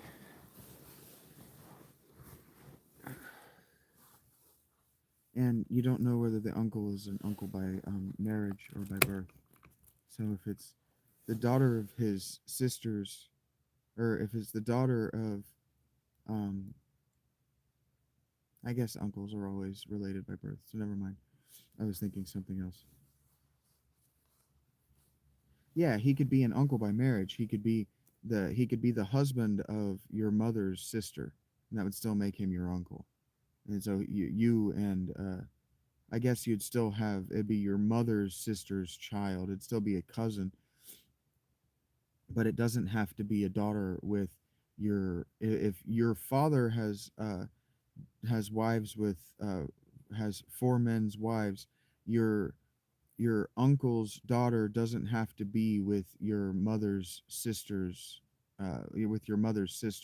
It could be your uncle's daughter with some woman who's completely genetically unrelated to you, and he's only related to you by marriage. So you and her have the same genetic relationship that you would with any other girl that you don't know. Anyway,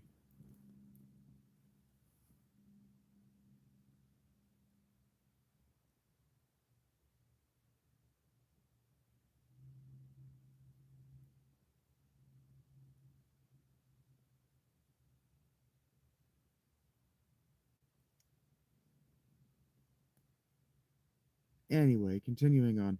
The emperor endlessly admired this demonstration, and, just like the philosopher, he ardently desired to learn such a secret. He affectionately asked the philosopher, who did not know whether he could refuse to reveal it to him in its entirety. Then, after he had mastered the secret of the mystery, almost every day he had a bird brought, killed it, and as his spirit passed into it, his own dead body was left for dead. And after he had amused himself as much as he liked, he resuscitated himself by returning his spirit to his body again while leaving the bird dead. And with this skill he discovered the inner thoughts of many of his vassals, and he punished the wicked and rewarded the good with many gifts, and kept his kingdom in supreme tranquillity. His counselor started to become aware of this matter, and, knowing how dear he was to his prince, he discussed with him one day how skilled he had become in this art, as he happened to tell him and show him that he was aware of all of his secrets, thanks to him, and he begged him endlessly that he would reveal his secret to him, because the emperor was extremely fond of him, and therefore willing in any way to please him. He told him the secret. When the counselor did the experiment, immediately he realized that he had mastered it very well. One day, when he was together with his lord on a hunt, and they were some distance away from the others in their party, they encountered two does, which they killed, and it appeared to the counselor that this was an excellent opportunity to carry out an evil thought which his dark mind had harbored for some time. Please, sire, he said to the emperor, since we are far removed from the party, why don't we let our spirits enter into the two does and amuse ourselves by frolicking around a little these green hills? Frolicking a little around these green hills. Certainly, replied the emperor. You got a good idea, and couldn't we have a lot of fun with this amusement? And having said these words, he dismounted his horse and tied it to a tree. He immediately went to one of the dead does and spoke the secret words, and as his spirit entered into the doe, his body was left there for dead. When the counselor saw this, he immediately dismounted his horse, taking care not to tie it otherwise. He rushed to the dead body of the emperor, and likewise spoke the secret words over it.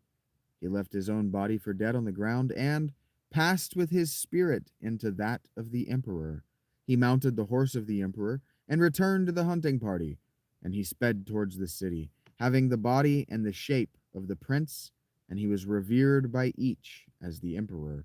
And after he arrived at the royal palace, he asked many of the barons if they had news of the counselor in order to find the man. And he showed great anguish and pretended to believe that since he had strayed from the hunting party, he had been devoured by a wild animal in the forest. He was now governing and ruling the empire. He did all those things that the real emperor used to do. But because God Almighty never liked that deception could occur over the long term, it so happened that having been intimate with three of the wives of his lord, he also wanted to have intimate relationships with the daughter of the emperor's uncle. And when he was lying beside her on the fourth night after returning from the hunt, she noticed that he caressed her differently than the emperor used to. She knew the secret of her lord to pass his spirit into the body of a dead animal, and remembered that the counselor was never found after the hunt. Being a highly intelligent woman, she immediately realized the deception that had occurred to the emperor. Although the counselor now had the body of the emperor, nevertheless she immediately left the bed. She concealed that she suspected that a fraud had been committed, and said to him, Sire, a little before you laid beside me, I had a great and horrible vision which I'm forbidden to tell you about at present. Therefore, I have decided to be chaste in the future and beg you, please, to make me grateful by not coming to lie with me. In case you don't wish to accommodate me, I would kill myself rather than acquiesce to you. These great words displeased the false emperor. Nevertheless, since he passionately loved that woman, and was afraid that she would kill herself, he abstained from being intimate with her and contented himself by seeing her and conversing with her. However, he exercised all other affairs of the kingdom as a true and just emperor. Returning to the emperor, who had been transmuted into a doe and was struck by all kinds of misadventure, he was chased a lot by bucks and often fiercely bitten by other wild animals. He decided to escape these misfortunes by wandering by himself to get away from other animals. One day he found a parrot in the countryside who had died a short time before, and he convinced himself that he would have a less troubled existence if he were to enter the dead body of this spirit, or with his spirit. He spoke the magic words over the body, and instantly the doe was dead on the ground, and he became a parrot. And he joined a flock of many other parrots who were captured in a net stretched out by a birdman from his capital city. And he imagined that if he allowed himself to be captured, he could return to his former state. He placed himself in a suitable place where he could be covered by the net and thereby captured together with many other birds and parrots and put in a large cage together with the others. And when the bird catcher stretched out his net again because he was endowed with reason and intelligence, he grabbed the peg which kept the cage closed with his beak and opened it. All the other birds flew away, and he stayed in the cage by himself. It wasn't long before the bird catcher returned to the place where the cage was placed, and he saw that the birds had fled, and that the day's labors had been in vain. It had all gone wrong, and when he approached the cage to lock the entrance door so that the parrot who remained there was not going to escape, he was comforted by his wise and prudent words. This surprised him greatly, and while it seemed impossible that a newly captured parrot could reason so wisely, he consoled himself by thinking that he could earn a lot of money with him.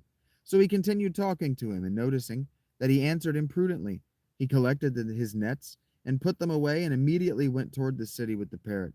And by discussing a great many things with him on the way and considering how wisely and intelligently the animal reasoned, he began to believe that he should be able to acquire great wealth with him.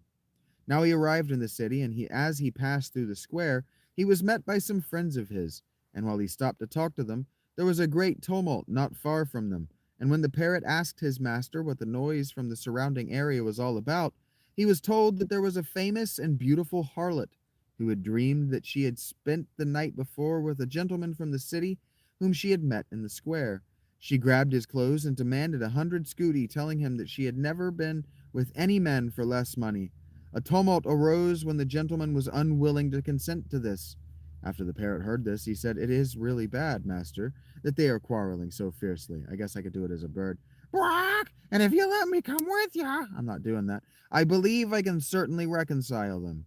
So, knowing how prudent the gifted parrot was, the bird-catcher gave the cage with him in it to one of his friends that he had met in the square. There was a lot of tumult when they arrived there, and with words which acknowledged somewhat the issue between the gentleman and the harlot, he held them by the hand and led them in front of the parrot, telling them, "If you are content to allow this animal to pass judgment on your differences, I assure you that he will give you a fair verdict." The onlookers mocked these words because it seemed impossible to them that an irrational animal could do what the bird-catcher had said. The gentleman, who wanted to see such a miracle, addressed the harlot as follows: "If you agree," he said, "I shall consent in good faith to the judgment of the parrot on the issue between us." The harlot also agreed. They approached the cage, whereupon the parrot first interrogated them about their differences. After he had heard their testimony and they agreed to abide by the judgment he would pass on them, he ordered that a large mirror should be placed in front of his cage. This was carried out at once. The mirror was placed before him on a table, and his master, who was standing in front of it, was told to hold it upright. The parrot then addressed the gentleman and told him to immediately put the 100 scudi that the harlot asked him to pay on the table. The harlot was extremely happy and cheerful, believing that she could fill her purse with them, and the gentleman reluctantly disbursed his money in front of the mirror. "And you, madam," said the parrot, "don't touch the scudi which you see gathered on the table, but instead that pile of 100 that you see inside the mirror. For if you were with a gentleman in a dream, it is only fair that the compensation you asked for should also be dreamlike." The people gathered there were amazed at the sentence, and could hardly believe what they saw with their eyes, that an animal without reason had pronounced this verdict with such prudence. You understand this is about the difference between real and unreal. The reflection is real, the dream is real, and as such they're of the same category of real, but they are not of the same category of real as the scudi that's on the table. The harlot was extremely happy and cheerful, believing that she could fill her purse with them, and the gentleman reluctant. Oh, sorry. Um, I started at the wrong place. Here we go. Prudence. Because of this, the name of the parrot became well known and famous throughout the city. When this news reached the ears of the empress, she judged that the spirit of the emperor, her husband, dwelt in the animal, endowed with so much reason and prudence, and she ordered that the parrot and the bird-catcher should be brought in front of her immediately. The ministers were tasked to carry out the order, and when the bird-catcher arrived at the royal palace, he was brought immediately into the presence of the empress. She questioned the birdcatcher for a long time about the capture of the animal and his qualities. She made him understand that if he would sell the bird to her, he would receive such a remuneration that he would no longer have to be a bird catcher. After the words spoken by the empress, he said, "Madam, the bird and I are in your power, and the greatest favor that I can ask of you is that you receive the bird as a gift from me, because I esteemed your gratitude more than any great wealth I could acquire with it." Yeah, absolutely, Tyrannosaurus. And yeah, totally, Justin Powers. Thank you guys. The Empress greatly admired these words and could barely believe that the birdcatcher had been endowed with such a noble soul. She accepted the parrot and immediately arranged that he would receive 500 scudi per year as compensation for his immense generosity. She had a rich and honorable cage made into which the bird was moved and had it placed in her room, and for most of the day she discussed various matters with him. Quickly, I talked about generosity either this morning or yesterday. And notice that she just gave him independent wealth for his generosity. She is not being generosity, or she is not being generous. He is being generous in this situation. He is being generous in this situation because he gave her the bird because she asked for it. She did not say that she would pay him. She said, I want that bird. And he just gave it to her. So she gave him independent wealth because it was hers to also freely give. That's how generosity actually works.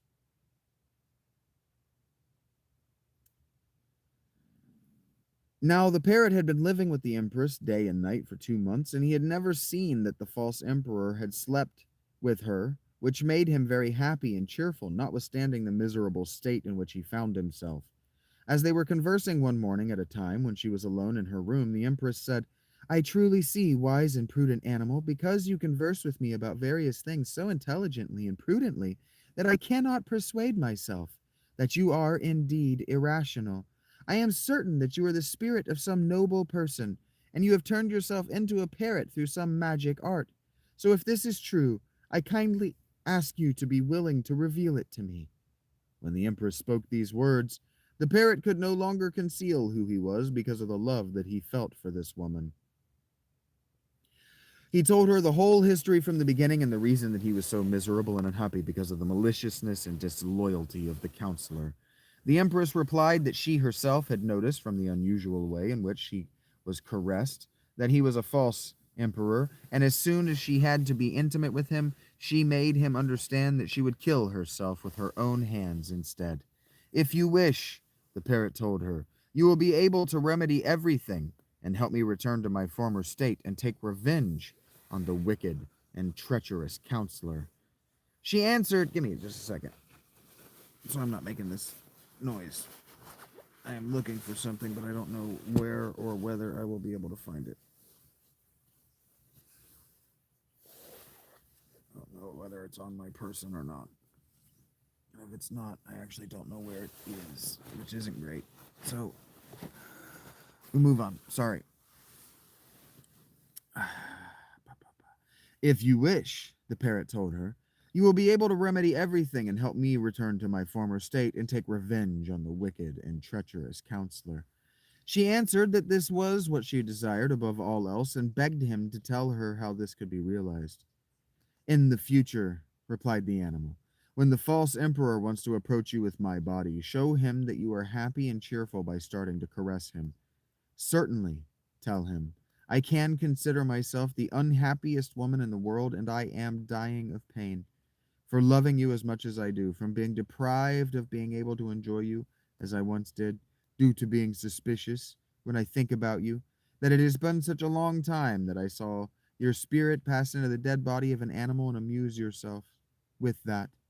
So, for no other reason above else than to be intimate with you, and believing that to immediately please you, he must prove to you that he is the true emperor, he will let his spirit pass into any dead animal. This will give us the opportunity to be able to fully avenge his perfidy. Because if he does this, you open the cage for me, and I fly over my dead body and return with my spirit into it. I shall have recovered my former state, and we will live a happy and peaceful life.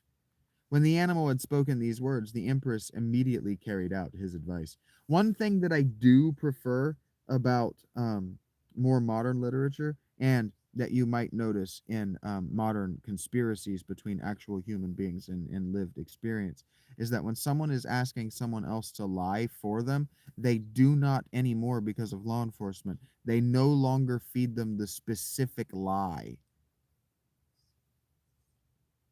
But as a narrative tool, you have the emperor here, the parrot, feed the specific lie that she's going to say, and then you say, she did as he said. Sorry. Moving on. The empress immediately carries out his advice. When the false emperor entered her room on the evening on the same day and conversed with her about various things, she started to convey to him what the parrot had instructed her.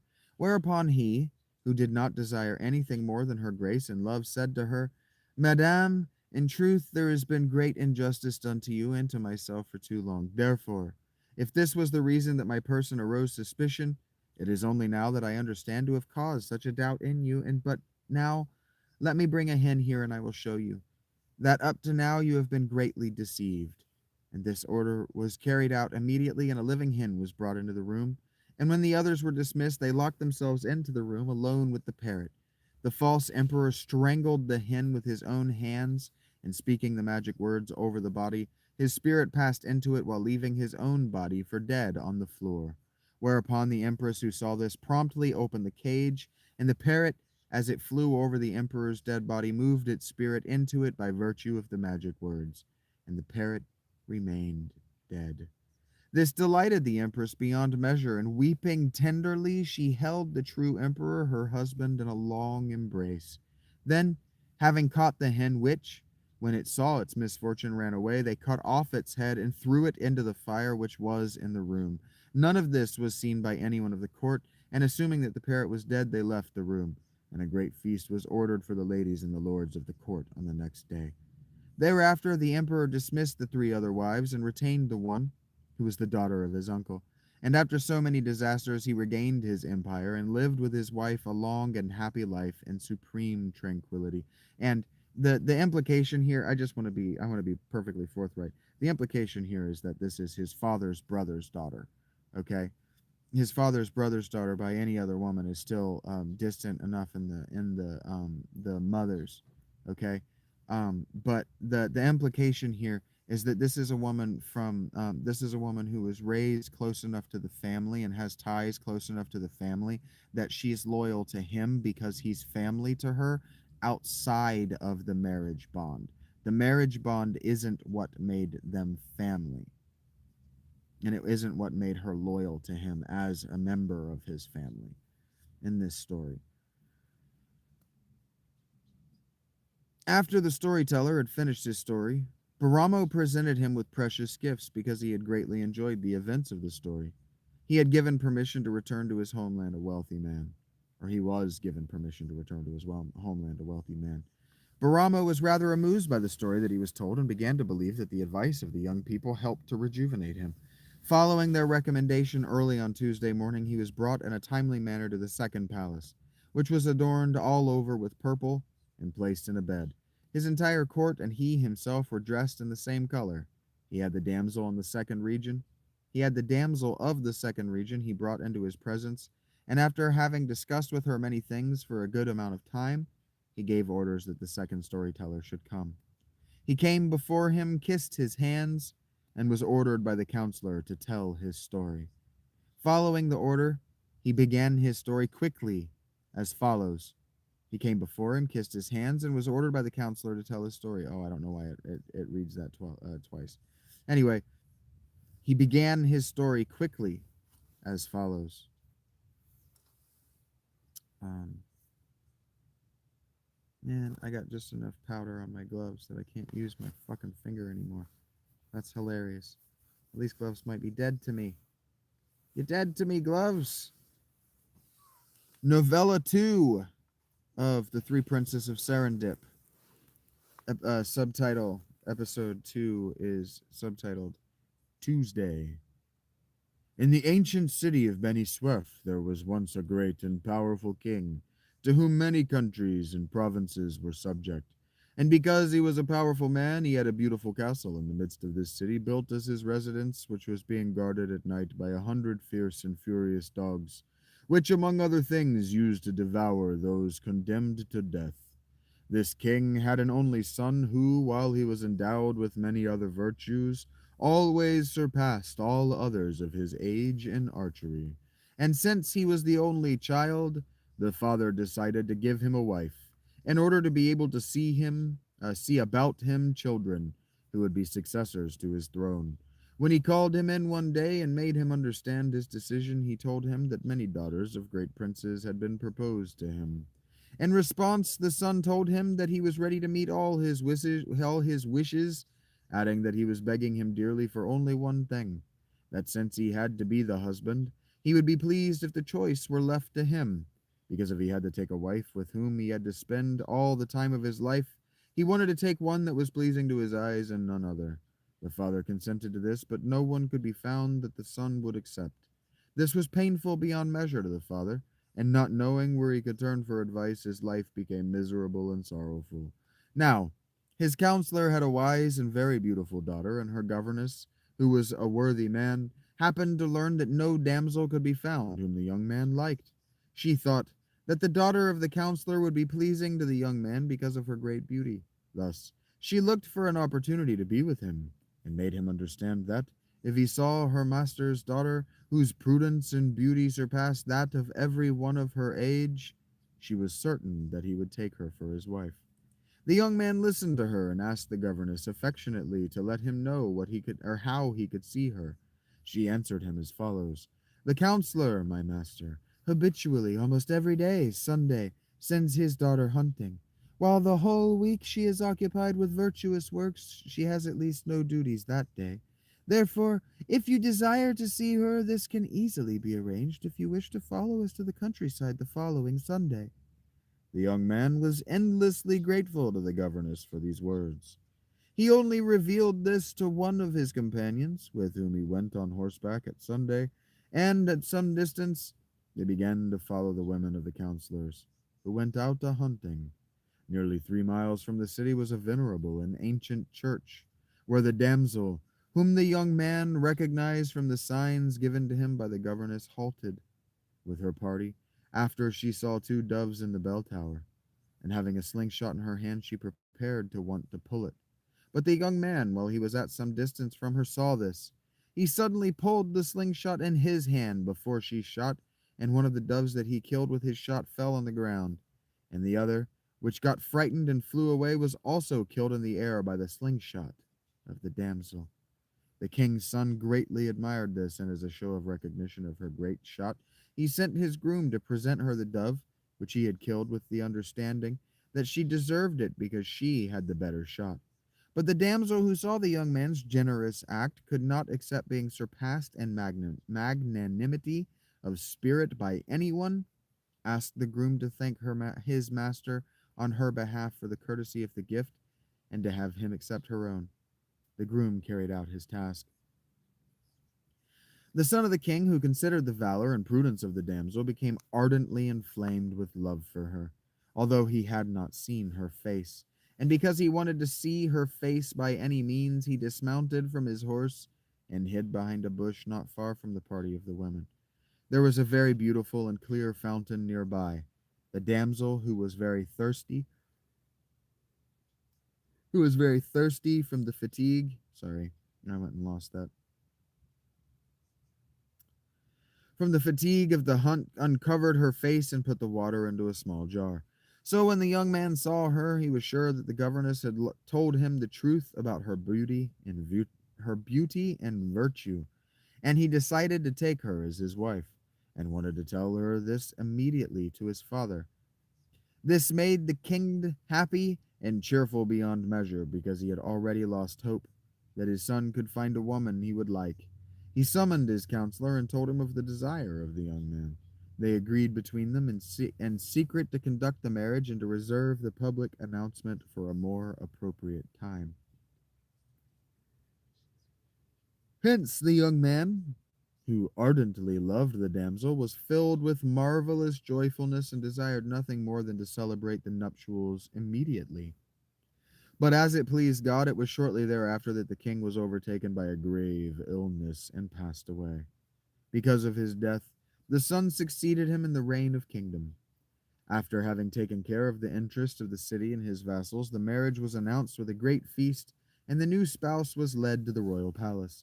And after the wedding was solemnly celebrated there, the new king wanted to lie down with his bride. "Sire," she said, "I know quite well that I am subject to you, and that it is the right thing for me to consent to your wish.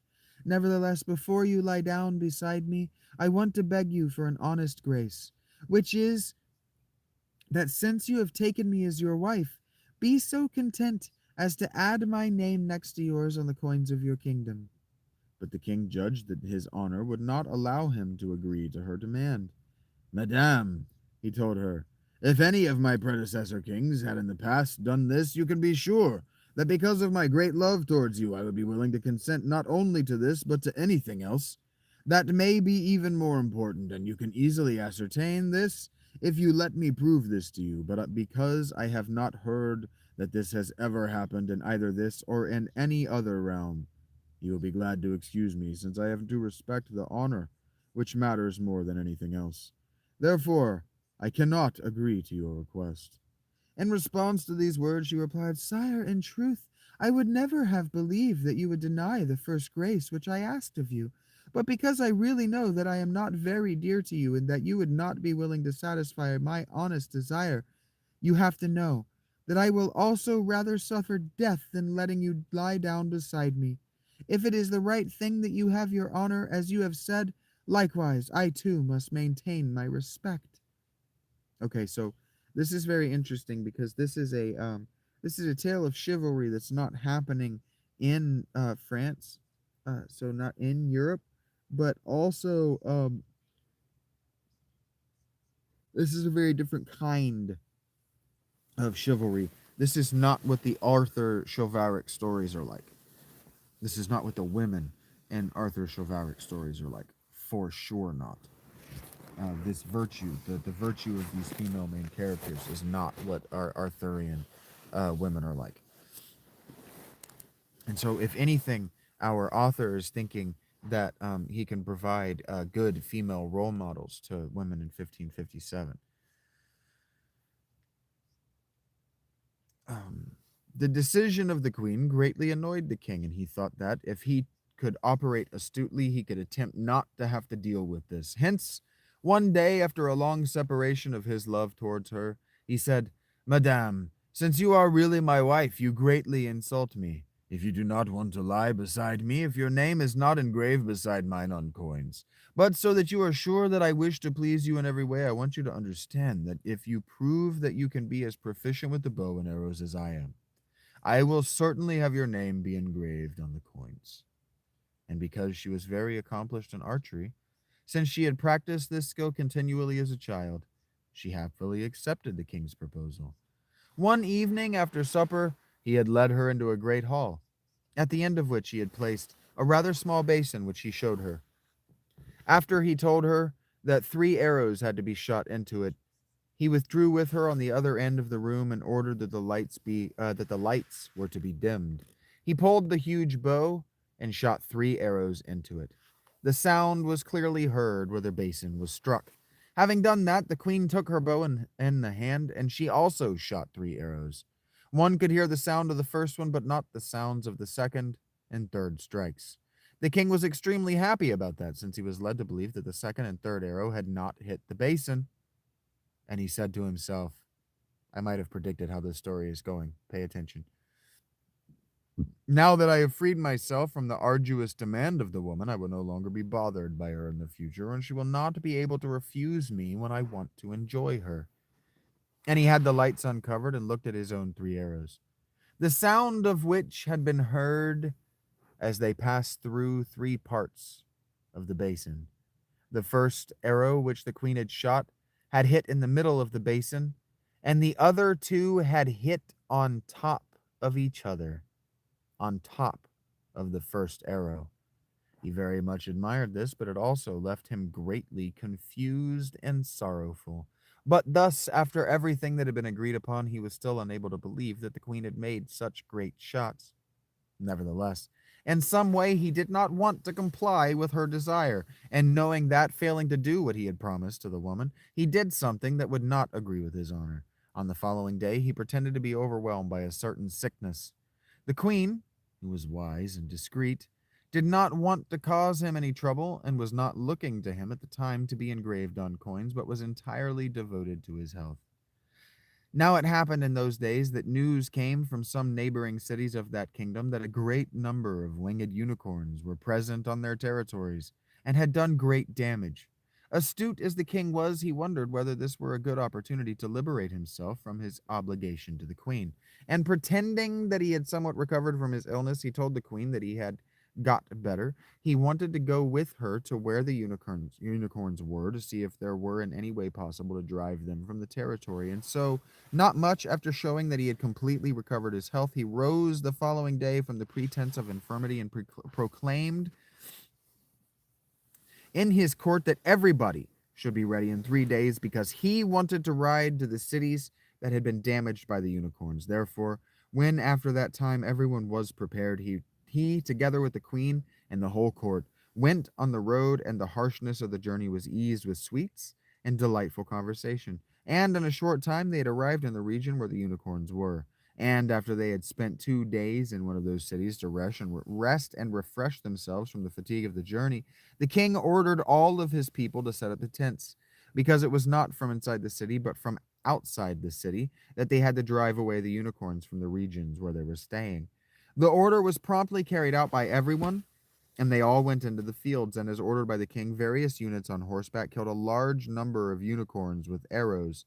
Now it happened one day that he and the queen were in the fields, and they saw a male and a female of these animals together. And because the young king was very cunning, he figured that this was the right moment to free himself from the obligation to have the name of his wife engraved on the coins of his kingdom. So he turned to her, and he said, Madame, I know that I lost when we shot the arrows in the basin, and I owe it to have your name engraved on the coins, but I have not been able to repay my debt up to the present because of the illness which I have now overcome in the sudden departure to this region. I promise you that if, with your intelligence, you can devise how the male of that animal that we see before us can become a female, and the female can become a male, when we have returned to our city, I will do nothing before I have fairly settled our debt.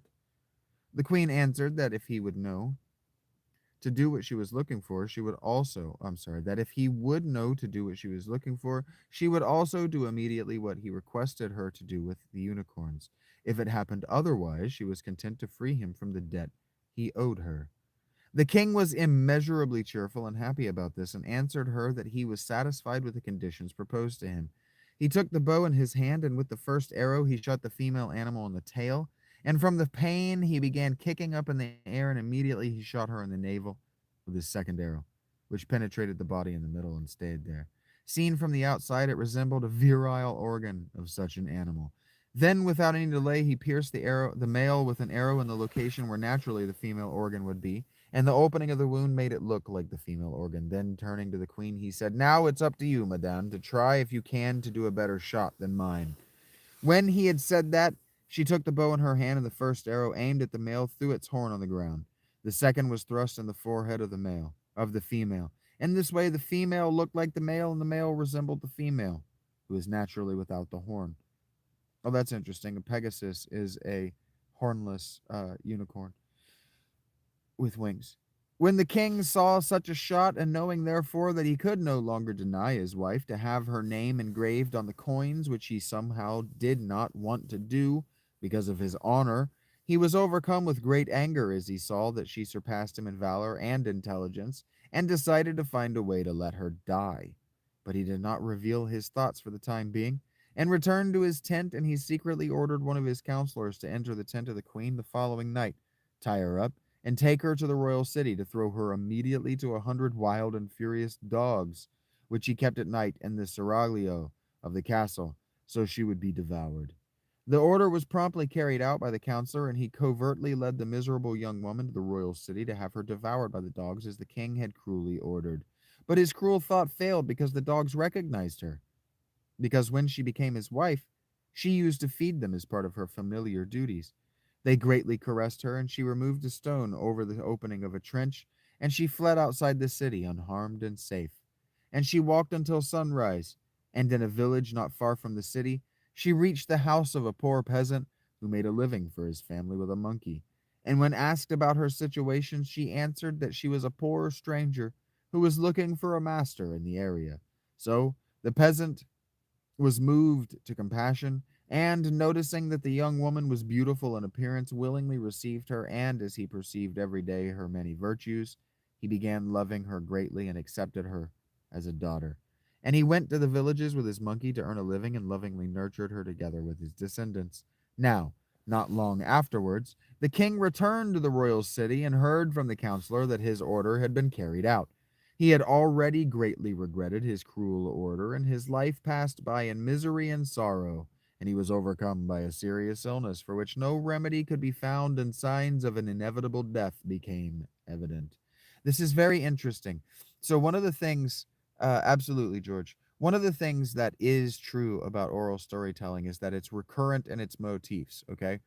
It's cyclical, and they recur themes and recur motifs. But it is very interesting that our second story here actually has a character who's done the same thing as the Baramo king, who is hearing the story in the story.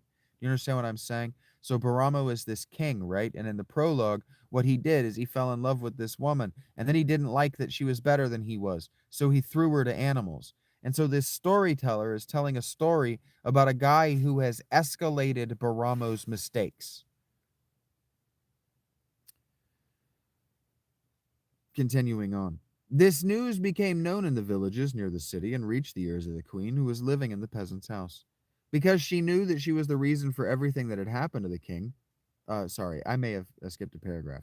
Now, not long afterwards, the king returned to the royal city and heard from the counselor that his order had been carried out. He had already. No, I was right. I was right. Inevitable death.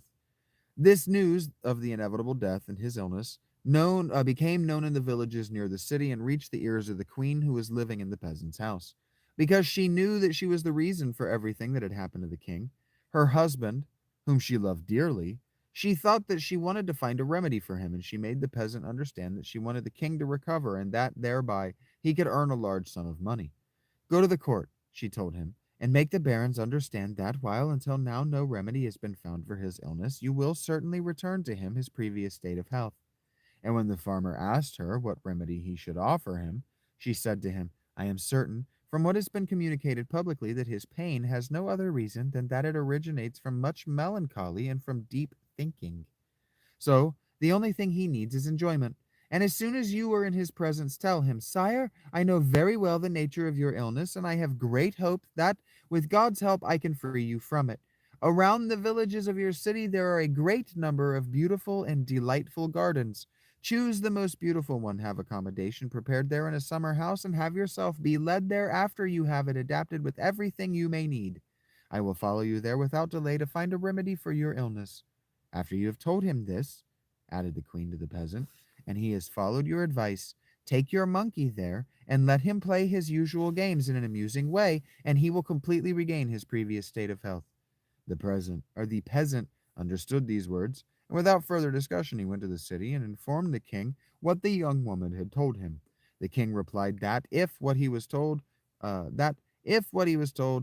rid him of the illness, he would immediately do what was required. And he called his major domo and ordered him to prepare without delay a summer house for him in one of the most beautiful gardens near the city. The major domo immediately carried out the request, and the king was taken there the next day with a sedan chair. When he arrived there, he heard the singing of nightingales and other birds in a delightful garden which he seemed to enjoy, and in a short while he showed signs of great improvement. Now the farmer brought his monkey there, and he presented himself in front of the king. He readily noticed that the change of residence had brightened his heart, and he assured him that he would quickly regain his previous state of health. And the king laughed several times when his monkey performed various tricks in his presence.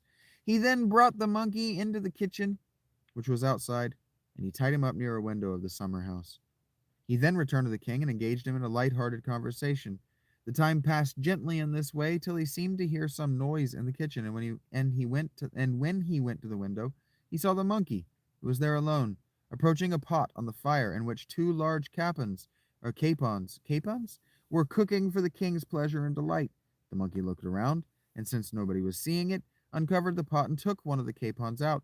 And when the monkey sat down to start eating, a large kite saw the prey and dove down.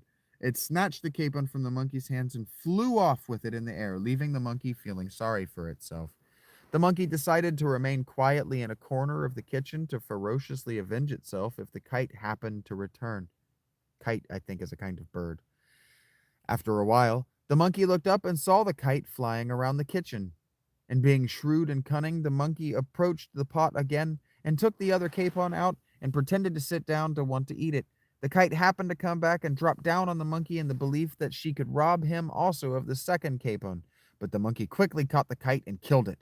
But not being content with having killed it, the monkey plucked the kite as best he knew how to do and put in the pot on the fire together with the second capon he had previously taken out. The king greatly admired the monkey for its sagacity, and the amusement provided greatly cheered him up. A little while later, the cook returned to the kitchen to see how the king's dinner was coming along.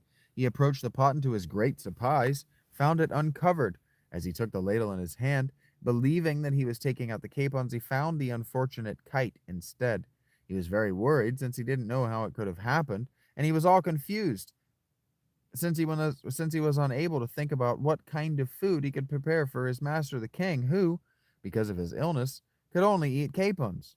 The king, who saw the entire episode from the window, was so delighted that he, freed from his melancholy, had his previous health being restored. He could not tolerate that the cook should continue to worry. He told him about the sagacity of the monkey and the misadventure with the kite from the beginning, and had him quickly prepare another dish. And so it's important that we notice here that even in 1556, they knew how to deal with depression. So after he spent several days of sweet life amid bird songs and monkey play and the continuous presence of the peasant, he had fully regained his previous strength and thought of returning to the city. And he called the peasant before him and asked him what method had brought him the secret of health. The farmer answered him that it was something that he had known for a long time. The king did not believe it, since the man seemed to be ignorant and of low status.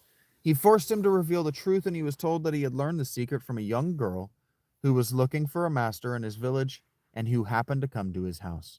The king, who had received such a great benefit, then immediately obliged the peasant that the next day, without fail, he should bring her into his presence in the city where he was about to return, and that afterwards they would both be sent back to their village, content and happy. So, following the king's order, the peasant returned home and told the queen everything, and asked her to wear her best clothes when he would bring her the next day before the king, her husband. When the king looked at her carefully, it seemed to him that she resembled his wife in all respects. I pray thee, tell me by your faith, he said, fair young lady, who and whose daughter you are. To which she replied in this way: I am, sire, your unfortunate wife, the one you had thrown to the rabid dogs, who guard your palace at night, and you have always believed that I was devoured by them. They did not harm me in any way, but instead caressed me, because from the moment when I became your wife, I became familiar with them when I used to feed them. I escaped through an opening in the caves of the palace outside the city, and I happened to arrive at the home of this good peasant who was so kind to accept me as his daughter. After I had lived there a short while, I heard the news of your illness. After I had made an effort to understand the conditions accurately, I came to believe that perhaps you were remorseful about the cruel sentence to which you had condemned me, and that for this reason you had fallen into such a grave and dangerous illness. I thought that there was no other way to be found than to make you happy. While I could not meet you again, as you had condemned me to a cruel death, I tried to liberate you from a certain danger to your life, and my reward is that through this good man you have regained the health that you had lost. The king could not restrain his tears because of what the queen had said. He embraced the young woman and asked forgiveness for his grave error. Recognizing that he owed his life to her, he received her as his wife and had her name engraved on the coins of the kingdom, not only for her high and noble intelligence, but also because he wanted her counsel in administering all of its affairs. And he ordered a great feast to celebrate the queen, his wife, and his recovery, and the peasant received the entire village where he lived as a gift. For this the peasant thanked the queen endlessly, and he returned happily to his village, a rich man. Are you learning anything about the way generosity works? We, you, I, poor people, do what we do, and what we do well, for other people, and those other people give what they have to give, not relative to what we did, relative to their appreciation. That's what appreciation means. It means that I value this, this is valuable to me, and it is valuable at this cost at a gift from me to you. When you hear a black person say, I appreciate you, fuck no, you don't. You don't gift anyone anything. And hello, Janine. Thank you very much. I appreciate the heart.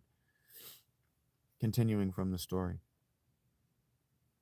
Notice that all these people who run across rich people walk away also independently wealthy. Now, they walk away with independent wealth.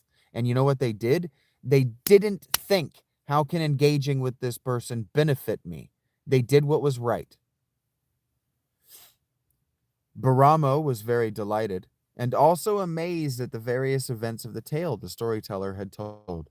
And he could not stop laughing at the shrewdness of the monkey and the misfortune that had occurred of the kite. The barons were immeasurably happy because of the major improvements the prince showed daily, and they ordered on his behalf that the next morning on Wednesday everyone had to go to the third palace that had been adorned with various colors.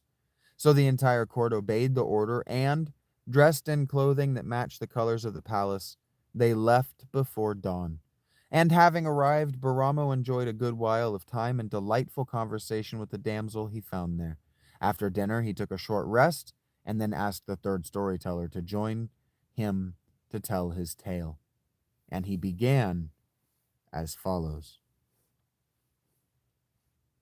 I am starting to get tired, but I am trying to go to at least the top of the hour. Thank you guys for your encouragement. So you might notice by the end of this one, but you might notice now that we're in the novella section that we're in the serial section. And so you might notice a certain Looney Tunes come Family Guy story structure to the way these stories work. They kind of meander to the end. Like, none of the details that you get actually add up to a moral at the end. Right? He did a bad thing. And then he went and enjoyed himself, and the bad thing that he did resolved itself to his benefit, because the negative that he was experiencing was the consequences of the bad thing he did. But these women keep being consistently reliable. Consistently reliable. They do their duty either to the family or to the marriage, or both. But they are the reliable character. Now remember, the construction, the setup of this story is that the king, this Baramo guy, has done something bad. And our three princes have sent him to this series of resort or getaway palaces to hang out with beautiful virgins and listen to stories. So we want to keep in our mind, what are these stories? What is the prince, this Baramo, what is he supposed to be taking away? What is there going to be a common thread? And what is he supposed to be taking away? Because stories tend to have a moral. But what are the morals of these first two stories that we've heard? Right? How did the first story end? I don't even remember. Because I'm listening, but I didn't chew it up and spit it out in this same way. Somebody who was here for the first story, remind me how the first story ended. Remind me what it was even about.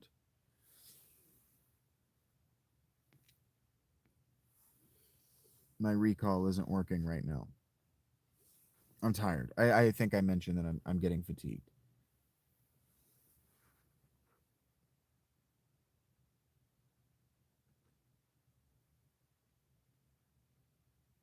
Because as I was reading through novella 1, I forgot that it was a story being told to Baramo. I was confused why we had a jump in another jump in time and space.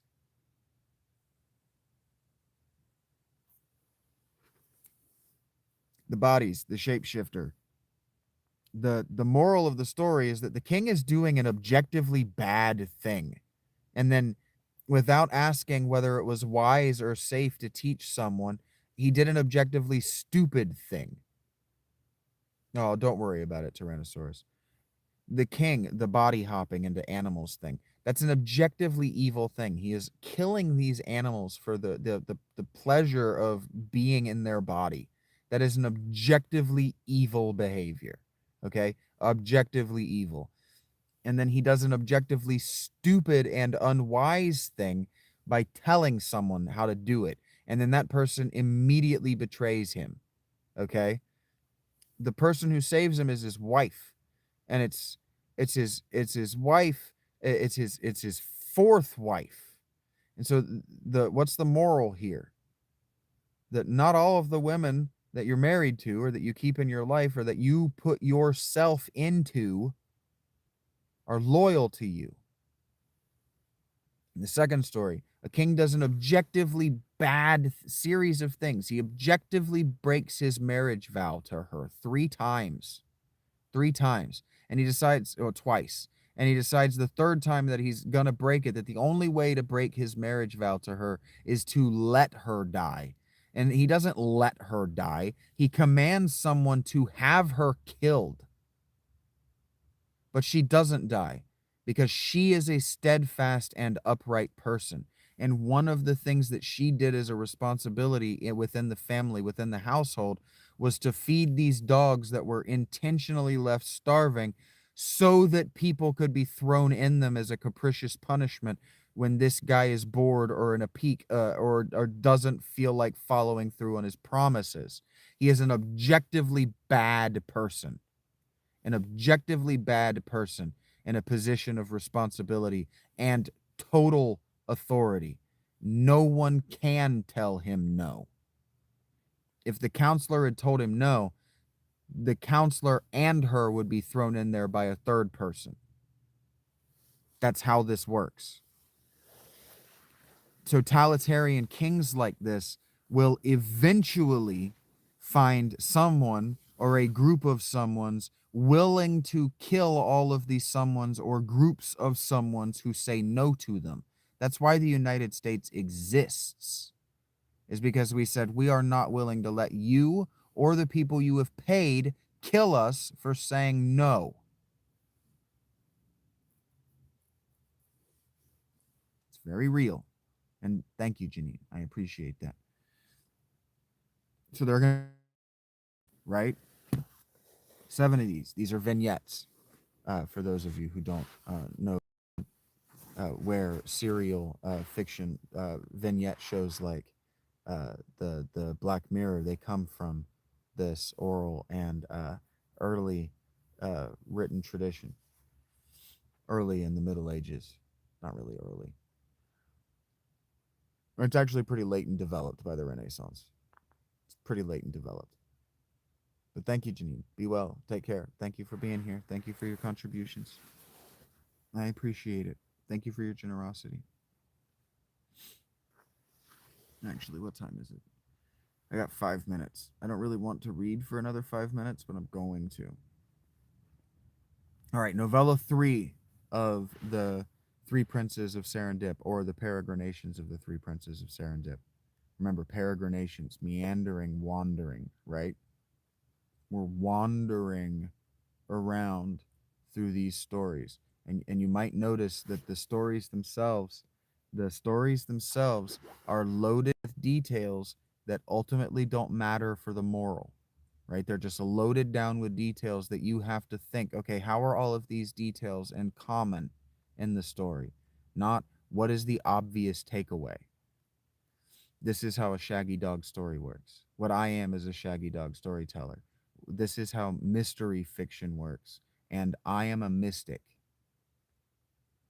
So what I'm doing is mystery nonfiction. What you are watching right now, my life, if you're watching my life and you're examining me for morality, for a moral, right? What you're watching is mystery nonfiction. This book is telling you how to hang out with me. It's telling you how to listen to me. It's telling you how to pay attention to me. It's telling you what to look for in the literature that I create, the material that I create, the commentaries that I'm making. Novella 3, Wednesday. In India, there was a city above the sea named Zaheb, which was ruled by a rich and great lord, an idolater who adored the lion. This lord always had various craftsmen of exceptional skill at his court, but there was one goldsmith among them whose talent in that art was unequaled in the world. And because he was continually making beautiful and wonderful pieces of art, the lord got the idea that he should make a great golden lion for him. So he called him into his presence and had 10,000 gold coins of that land to him delivered, ordering him to produce a golden lion of the most stunning beauty. Since the goldsmith had received such a quantity of gold, he had no other thought in mind than to make a lion of such excellence that no one anywhere in this land could criticize it. Now, this is important because Venice has the lions of Mark, I think, is what they're called. These golden lions that they stole from Constantinople. So this story, everybody in Venice is keyed in. And in the space of 10 months he produced a golden lion, which lacked only the spirit to be alive. And since the lion, what he means is it was photoreal, right? A golden lion that looked lifelike. And since the lion was so heavy, he placed some wheels under its paws so that it could be easily moved anywhere by only 10 men. The king was greatly pleased by the excellent workmanship. All who saw admired it so much that they could barely be persuaded that it had been produced by human hand. Because he wanted to recognize the great merit of the goldsmith throughout the land, he assigned to him an annual income of more than 1,000 scudi. Now, such generosity from the Lord caused great envy among many goldsmiths in the city, and they visited the lion often to see whether there were any obvious defects in craftsmanship that they could criticize, and in so doing gain the Lord's favor. And among these there was one who was shrewd and very prudent, and who said that, not knowing of any defects in the work, the lion could not contain 10,000 gold pieces, based on its size and quality, and he judged this to be a good opportunity to deprive the goldsmith of his income and to get into the good graces of the Lord, and he focused all his thoughts on this. And since he could not believe that in order to ascertain that the goldsmith had robbed him, the Lord had to have the statue of the animal, which was so perfect, cut entirely into pieces, he did not know exactly how to figure out how else to weigh that much gold. When one day he discussed this with his wife, he told her that whoever knew a method for weighing the lion, and proved to the Lord that the goldsmith had robbed him, he would without a doubt acquire the favor of the Lord and obtain the annual income assigned to the goldsmith. The woman heard these words and answered her husband, I am more than sure that if you leave it to me, this trick will soon be revealed to you. He replied that if this could be investigated, they would lead a happy and joyful life in the future. She arranged to develop a close acquaintance with the wife of the goldsmith, whom she had met occasionally before, in the belief that thereby she could easily fulfill his desire. So they met several times at prayer time in front of the lion, and as they talked together about various things, she happened to mention how happy she was to be married to a man whom the Lord valued so much. And after she considered the beauty of the lion, the other woman told her, There is one thing. I feel that such an excellent work is perfect in every respect but one, and that is not being able to weigh this animal. Without this defect, surely a similar work could not be found in our hemisphere. These words disturbed the wife of the goldsmith, because she could not understand how there would be any defect in her husband's lion. She answered to the other woman that if others had raised such criticism to her husband, she would nevertheless be certain that he would also have known how to weigh it. And if we meet again, she said, I hope to be able to remove any doubt. When she returned home, she anxiously waited for the night in the belief that there would be no better time to tell her husband, who was somewhat unpredictable, of the criticism. Good morning, Rachel. So, when night came and it was time to go to sleep, they went to bed, and as the woman began to caress her husband, she started to mention the excellent qualities of his lion, and she told him at length that she knew of no defect, except for that it could never be weighed because of the great mass of the gold that it was made of. And she said to her husband, In truth, since your great knowledge enabled you to put wheels under the paws, so that the lion could easily be moved anywhere, your ingenuity should also enable you to find a way to solve this defect. These words caused the goldsmith to be annoyed, because if he had revealed the method to his wife, he was afraid that one day his theft could be discovered. On the other hand, if he kept it hidden from her, he would seem to have greatly damaged his reputation with her. He told her, I have resolved to never reveal this method to anyone. Nevertheless, because you are my wife, and I love you with all my heart, I would not want to conceal it from you, since I believe that you will never reveal it to anyone. But if, on the other hand, others would learn of my secrets, my reputation would be diminished, and likewise would be your standing and honor among other women. But the woman assured her husband that she would never say a word of this to anyone. You know, the goldsmith told her, how easily the lion can be moved anywhere with the wheels. So anyone who wanted to ascertain its weight can take it to the seashore and load it onto a ship, and the weight could not even be in error by 1 pound of gold. And it is placed there, and the outside of the ship is marked where it touches the sea. And the lion is taken out, and the ship is loaded up with stones or other objects to the waterline marking it is reached again. By weighing the stones or other objects, the weight of the gold can easily be determined. The wife listened to this and promised her husband not to reveal this neat secret to anyone. Nevertheless, as daybreak came, when most of the women of low status arise from the bed of their husbands, she went out to the prayer where she met with the wife of the other goldsmith. She told her what her husband. Hey, Christopher, what's up? I didn't see you, man. I'm sorry. I I I have been looking for the blue for the last 10 minutes. I'm sorry. Good morning, Christopher. Good morning. Sorry. Um, the wife listened to this and promised her husband not to reveal this neat secret to anyone. Nevertheless, as daybreak came, when most of the women of low status arise from the bed of their husbands, she went out to the prayer where she met with the wife of the other goldsmith. She told her what her husband had revealed to her and asked her affectionately that she would not mention this to anyone else. She got this promise from her companion, and after they had been together for a while, each returned home. Actually, now that I think about it, give me a second here. There we go. That won't happen again. Thank you, Christopher.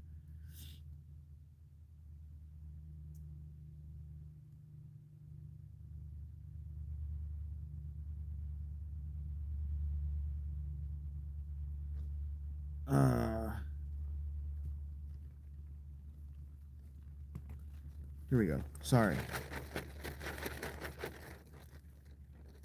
The wife of the second goldsmith, who had learned the secret for weighing the lion from her friend, was extremely happy and cheerful, and when she came home, she told her husband immediately about the discovery and encouraged him to inform the Lord right away of the robbery that was committed. Even without the encouragement of his wife, the second goldsmith did just that. Early the next morning, he rushed to the palace of the Lord and let one of his chamberlains know that he had something important to discuss. And at an audience with the Lord, he revealed the robbery that had been committed by the other goldsmith. And after he showed him how to ascertain this, he asked permission to return home. Afterwards, the Lord called the goldsmith who had made the lion in front of him. He wanted to send him to an area outside the city so that he would not be aware how the accusation against him would be ascertained. So he was sent to a village at a day's distance, supposedly because of some affair of the palace. And the same night that the goldsmith had left the city, the lion was brought to the seashore, according to the instructions received. And upon weighing it, was found that the goldsmith had robbed him of more than 200 pieces of gold. So the Lord was extremely angry and furious. As soon as the goldsmith had returned from the village, he was taken into custody and brought into his presence. He was reminded of the benefits and honors that had been bestowed upon him, and the wickedness and robbery he had committed. He gave orders that he should be brought to the top of a tower not far from the city. The door was walled up with bricks, so he could not leave, and in the end he would die there from hunger, or throw himself from the high tower, thereby killing himself.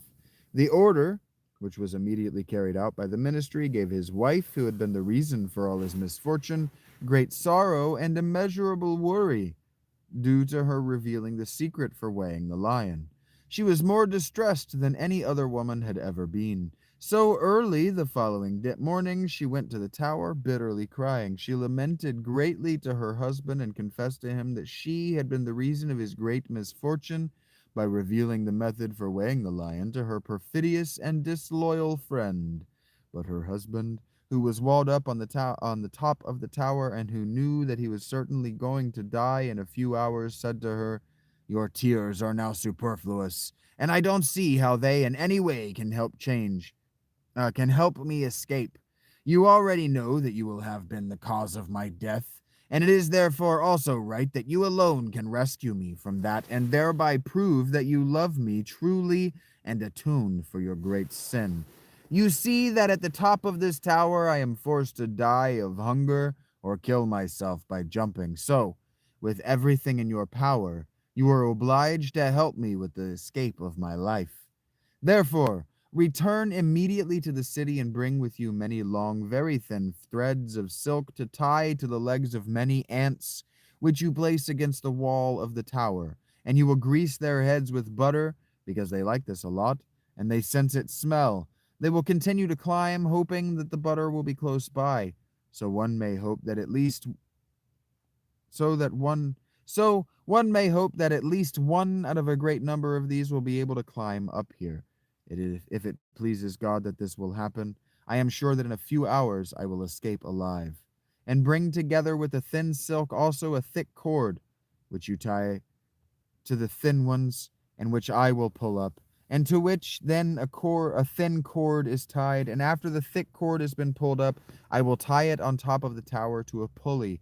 Bring all these things with you under cover from the city, and with these I will certainly free myself from the danger of death.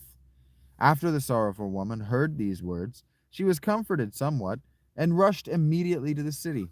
In a few hours she was back at the tower with all what her husband had asked for, and after having carried out what he asked her to do, it happened that in a very short time he could pull the thick cord and the pulley to the top of the tower.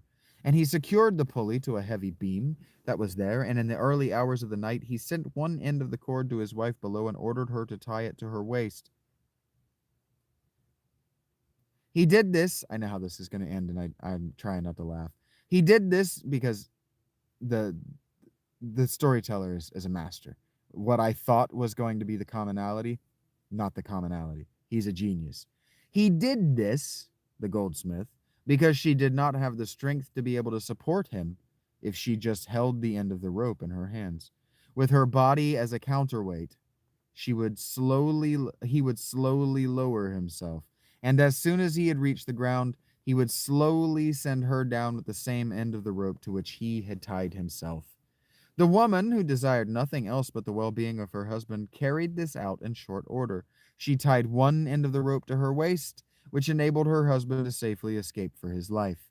So, when he reached the ground, and the woman arrived at the top of the tower, he told her that she had to enter the tower, and that she had to drop the end of the cord to which she had been tied down to him below. This was because he wanted to tie a piece of wood to it so that once she pulled the rope up again and straddled the wood when she mounted it, she could descend more easily. Obeying the words of her husband, the wife threw the end of the cord down to him.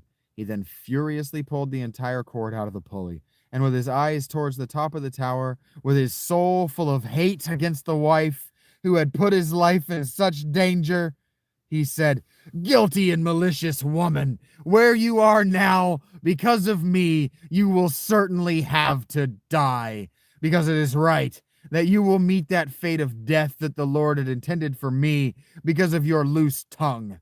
And after he spoke those words, he threw the cord which he had pulled out of the pulley in a small stream near the tower, together with the silk threads and the thin rope that had been thrown down from the tower, so that he would not be discovered by anyone. After having walked the whole night to avoid being seized by anyone and again being taken into custody by the Lord, he came to a village sufficiently far away from the city where he would not be recognized by anyone. Meanwhile, his wife was left behind on top of the tower, distressed and in great fear. She surely would have to die there, and she cried wildly all night, so much so that when day arrived, some travelers who were passing through the area were listening to her cries for mercy and help. So when the news reached the Lord that in the tower where the goldsmith had been condemned to death, it was his wife who was fiercely weeping and asking the passers-by for mercy and help, he immediately ordered his minister to rush to the tower and have her brought to the palace. This was promptly done, and when the woman arrived before him, she told him all that had occurred. When the Lord learned of the shrewdness and subtle ingenuity with which the goldsmith had deceived his wife, he could not stop laughing. The same day he proclaimed in the area where the tower was located that if the goldsmith came into his presence, he would forgive him his misdeed. When the goldsmith heard this news, he returned to the city happily and joyfully, and he presented himself in front of the Lord. He was asked to tell the entire story again, and laughing out loud, he asked the woman to come into his presence. He reconciled the couple by forgiving the mistake of the goldsmith. Thereafter, he assigned an estate near the city to the other goldsmith who had revealed to him the theft, which provided his family with an income. He also made peace between the two goldsmiths and sent them back to their homes, happy and content. It cannot be described how delighted Baramo was, and whoever else who had heard the story about the strange way in which the goldsmith had tricked his wife. When the storyteller ended, a gentle dance was played, which greatly cheered Baramo's heart and markedly improved his condition. Then, since it was already late, the tables were prepared for dinner, and afterwards everyone went to their homes to rest. On Thursday morning, the entire court dressed in the same yellow color with which the fourth palace was adorned, and moved there. Baramo, true to his custom, spent a long time with the damsel who was there, and after the tables had been cleared, the fourth storyteller was called in and asked to tell about a beautiful event. He gave due reverence to the Lord and began his story as follows. Thank you very much. That has been the first three novellas, the first three vignettes from the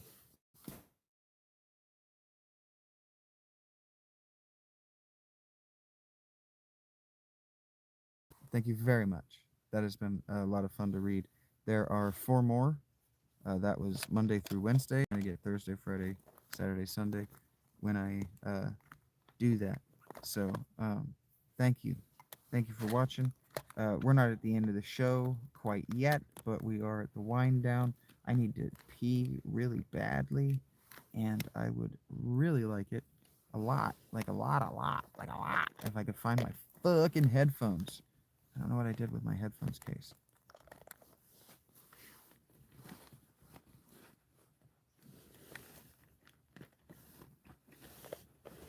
I know what I'm supposed to have done with it, but I don't know what I have done with it. I really hope I didn't leave it in Taco Bell or decide to throw it in my hard shell. I don't feel like getting into my hard shell right now, but I'm going to have to, because that's probably what I did with it. That's what a stupid person would have done with it. So that's probably what I did with it. I gotta pee. Yeah, we can all, I can myself, join Rachel, join Typical Rach in the replay squad, or whatever the hell she calls it.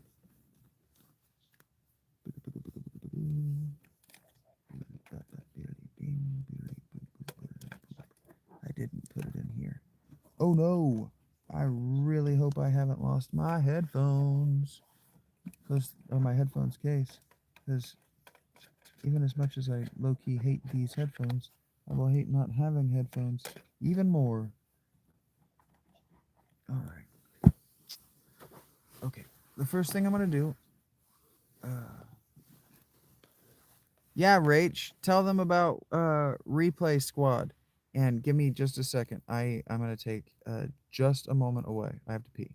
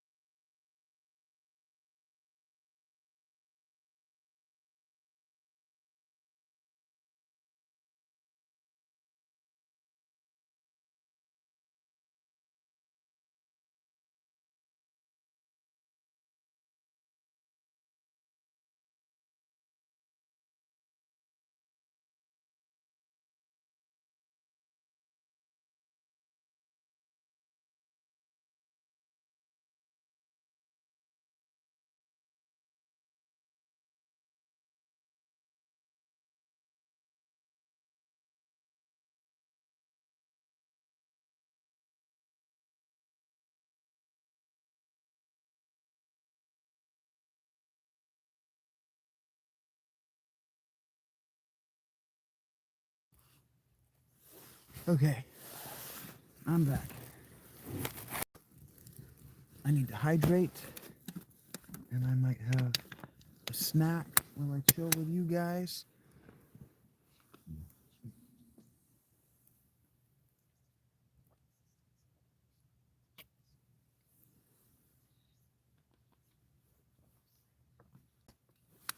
Yeah.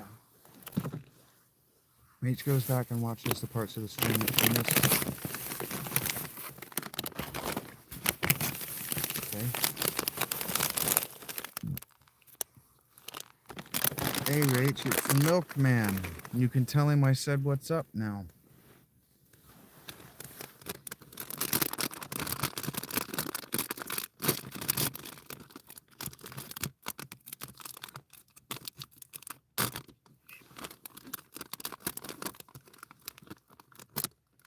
Hello, puppy. What's up?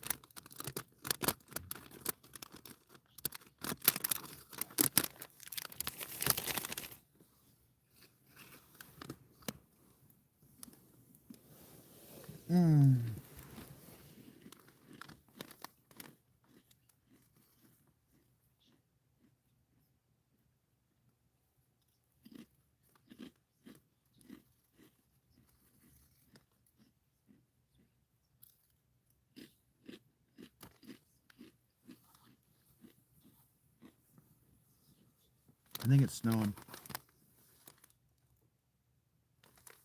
Yeah, it's snowing a little bit.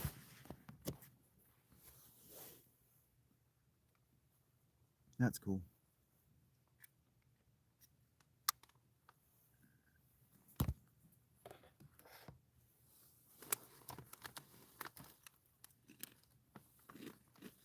She thinks that.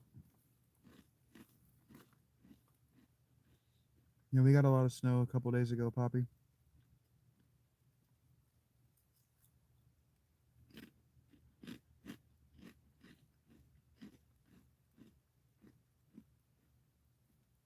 You get a bunch of snow, Christopher? You good?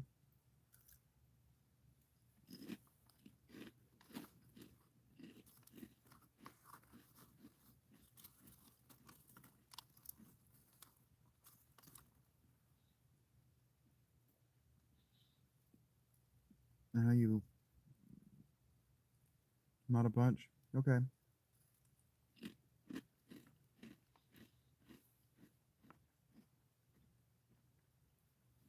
Good morning, Rachie. Well, thank you. I am a decent storyteller. But what I was doing there was narrating. But thank you. I know what you're telling me.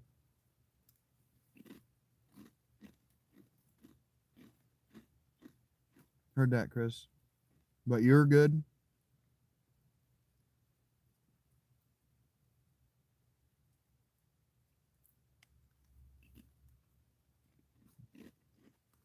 Understood.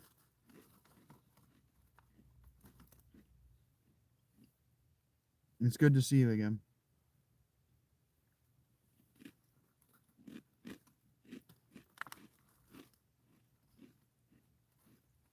Well, if you're evading me, I'll take it that you don't want to talk about it, but you're not good.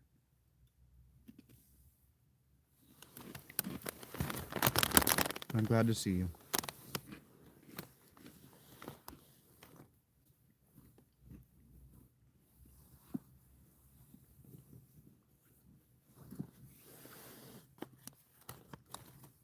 Understood, pal.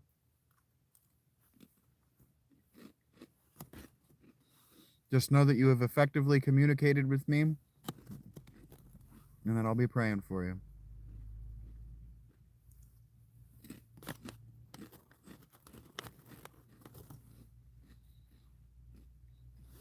I'm here for you guys. For those who don't know, the blue wrenches who aren't Eric is the exception to the rule, but the blue wrenches are Patreon subs. So those are producers of the show. So I'll answer. I don't mind talking about it. If you want to talk about it, this is as much your show as it is mine.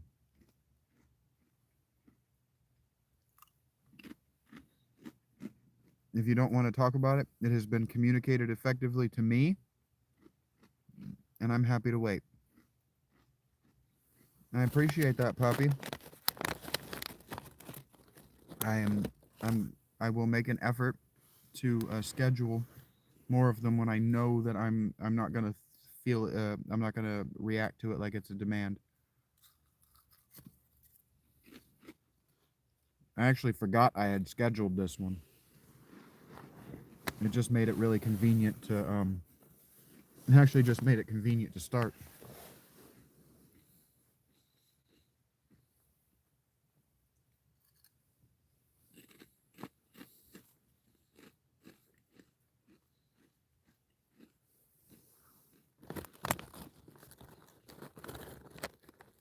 Just happy to see you, Christopher. I don't know if I asked you if I could call you Chris. Happy to see you.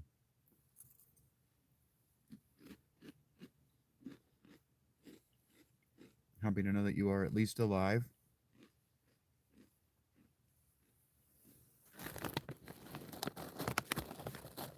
And thank you again.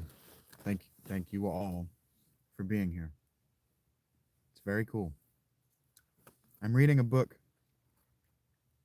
I'm reading a book from 1557 that had to jump multiple languages to get to us and was jumping languages from an immigrant. So, somebody was talking to me today about how if I shut myself off from information transmission, how can I know whether what I'm saying is truthful or not? And the answer is that he was accusing me of behaviors I haven't done, and they're proved by my reading this story. That's not why I read this story. But the story is about information transmission. Thank you, Janine.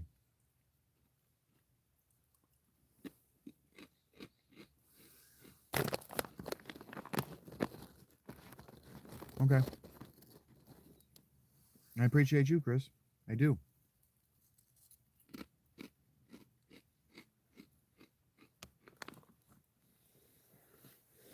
I had a really good night. I wouldn't say that the first 2 hours of the show were cracking or the best 2 hours of radio I've ever done, but it was slow enough that I read, and I started to get anxious about reading pretty early, and I got 2-3 times as much done as I thought I would. So I'm proud of my effort, and I was able to remember the first story, so it didn't become total short-term memory white noise.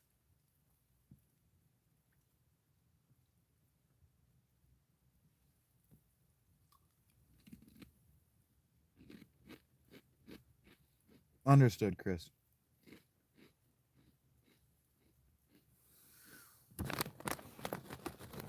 You're under the weather.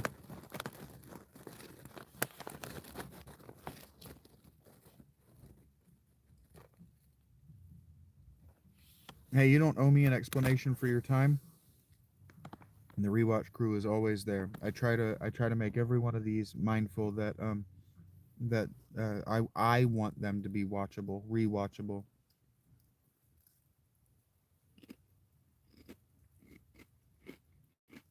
Hope you feel better too, buddy. What were you watching?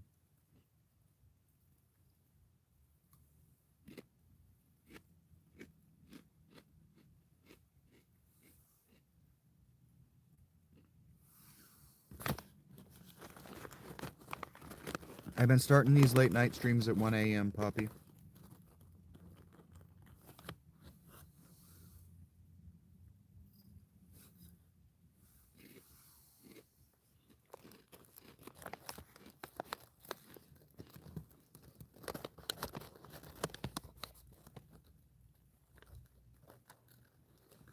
You think are you stressed, Chris?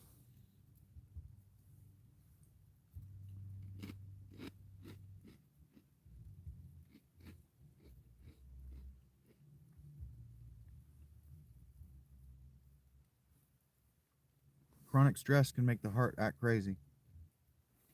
Okay?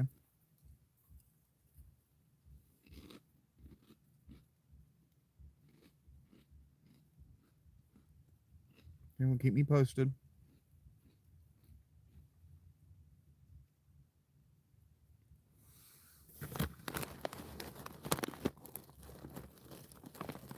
Yeah, if you're well, but your heart is beating at a rate and with a pressure that says you're unwell,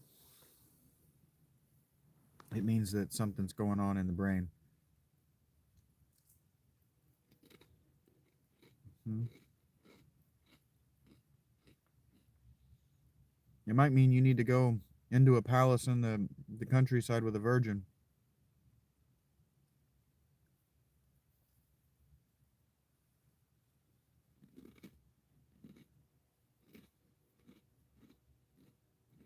Mm-hmm. You pronounce pneumonia right. Pneumonia is pronounced pneumonia, but yeah, a lot of people pronounce it pneumonia.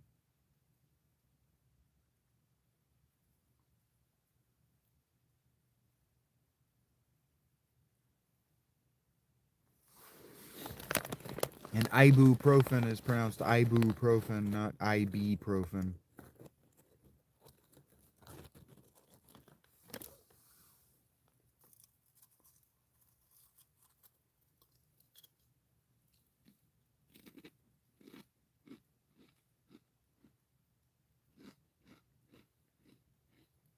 Yeah, it sounds like your system is just under a lot of stress.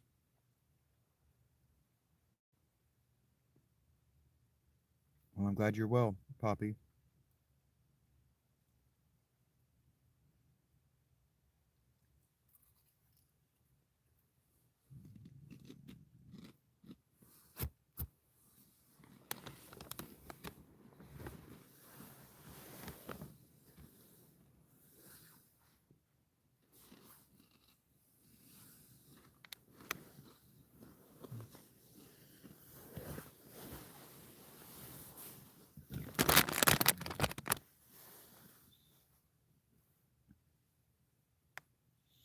I can't remember if I've said it, so I just wanted to say thank you guys again for being here.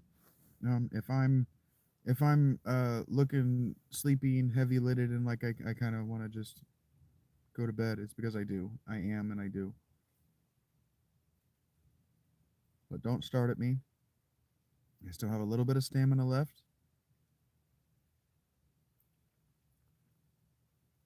and you guys are being very generous with your time. So I want to continue to reward that. Oh, Rachie, it was a work of art. It went exactly how I told you I wanted it to. Every stage worked perfectly. It was awesome. I didn't get below half health. I The only thing that went wrong is I made a couple of mistakes, but it was awesome.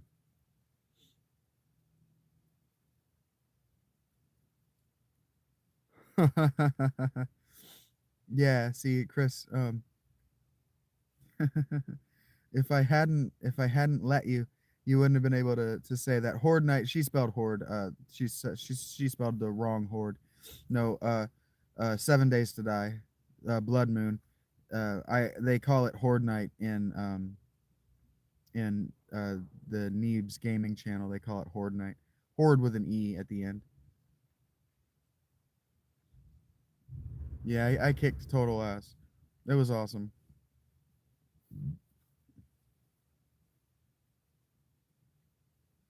I played my first night 35 blood moon. Yeah, that horde. Um, English is like her seventh language. She'll be all right. I knew what she meant. 7 Days to Die might be my favorite game of all time. I haven't played it long enough yet, but um, I have an auger, and it's my favorite thing in the whole world right now.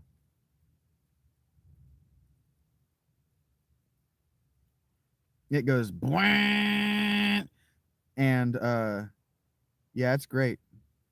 Yeah, it's the Horde night. Yeah. That's what she was asking me. She was asking me how turning tricks in the Taco Bell went tonight. And it went just like every night, Rach.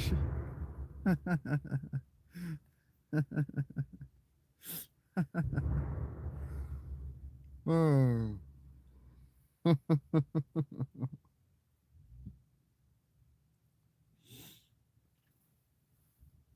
Oh.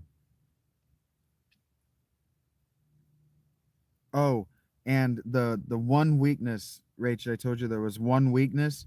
I went ahead and just backfilled it with another blade trap. So fuck it. Now I have no weaknesses.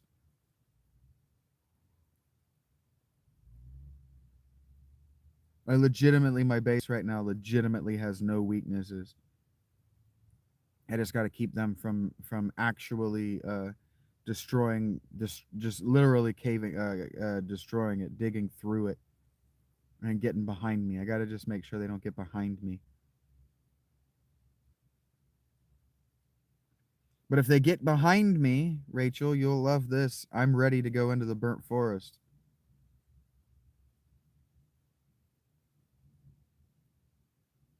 I'm having I'm having so much fun with it. I can't wait to have a stable internet connection and a desktop computer.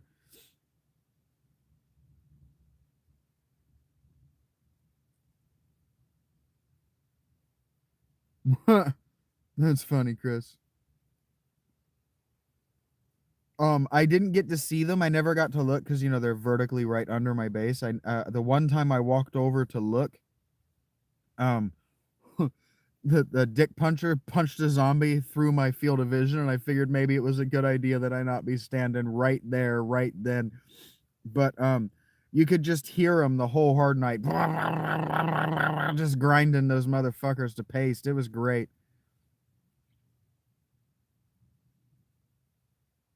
Yes, the main weakness that my base has is that I think it has no weaknesses. I'm literally right now I'm in the process of just going around and making my weaknesses strengths. And so what was a strength on Horde night, on night 21 is a weakness now, so I got to go and shore it up. But yeah, I just it's awesome. It's awesome. They eventually the damage that they do counts as damage to them, so eventually they turn off. But yeah, you can just hear them just or like at one time I did the thing I told you I was going to do. I hit them in the head. There were a whole bunch of them on the ladder. I hit the one in the head and they all dropped, and you just hear it's just disgusting and horrible. Like a giant human-sized blender. I want RimWorld. I Fortress for a little bit. Dwarf Fortress is too micromanagey, but yeah, I like those kind of games. I'm gonna get RimWorld eventually. 7 Days to Die is kind of like those. 7 Days to Die is more like it's basically Minecraft in a photorealistic world with uh uh tower defense uh mechanics. Every 7 days you get attacked by a horde of zombies. It's perfect. I couldn't figure out how to turn on my shotgun turret, so it only started in the back half of the thing. And if it had been going the whole time, I could have just fucking lit a cigarette and got head and just sat there and watched it. It was fucking awesome.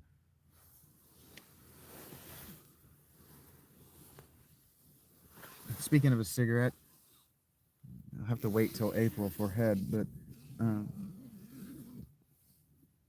I think I might have a cigarette.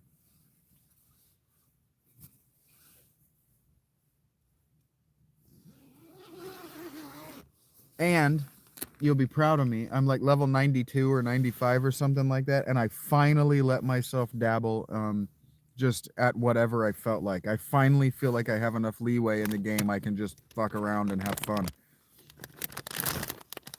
That is it also has a really different, really deep and rewarding to me, deep, rich, and rewarding RPG system, and that is enough to get me to play it. I smoke Marlboro NXTs.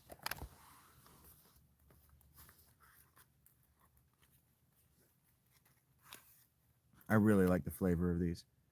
And for those of you who were triggered by cigarette smoke, I deeply apologize, but I am going to smoke this cigarette. I'm sorry that you don't like it. I understand why you don't like it, but I'm going to. So please just take this opportunity to return in 20 minutes.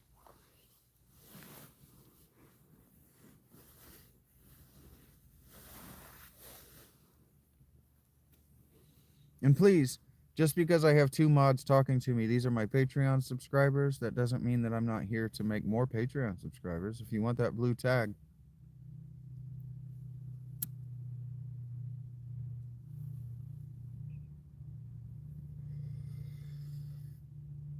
that was me being cynical for the joke. They are my Patreon subs. That is how you could get the blue wrench. But I'm not only here to talk to the Patreon subs. This is the after part of what is to me a live show. Yeah, I know it's a cheap cigarette. I used to smoke American Spirit Blacks. I used to roll my own American Spirits.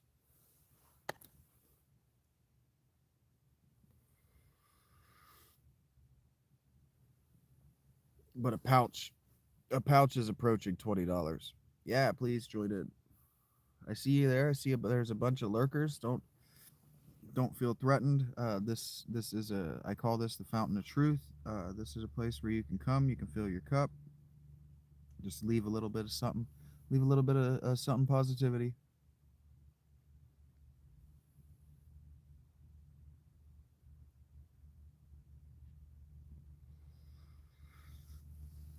Leave a little something positive, take a little something positive. I was talking this morning about self-reinforcing feedback loops. They don't have to be negative, and that is, they don't have to be deleterious to the system, and they don't have, they don't have to ignore outside influences, because information doesn't have doesn't have to arrive at an angular at any angular or with any angular momentum. Information can be static.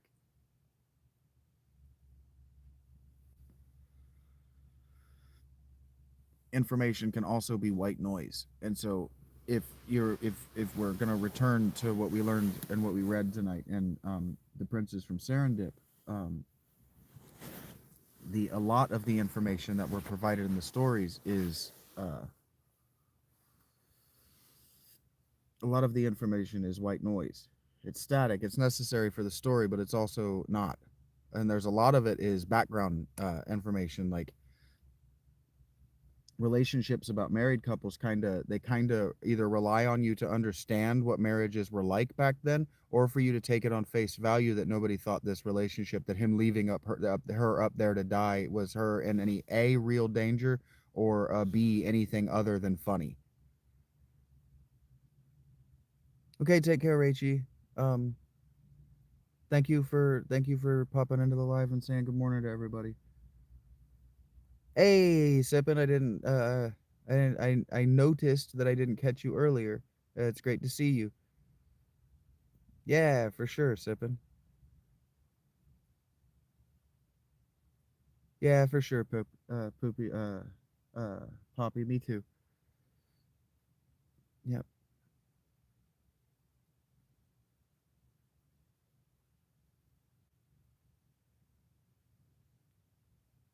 Nice. That's not bad, Chris. Um, the only thing with hand rolled is that they have more preservatives in them, so they're actually over the short term worse for you.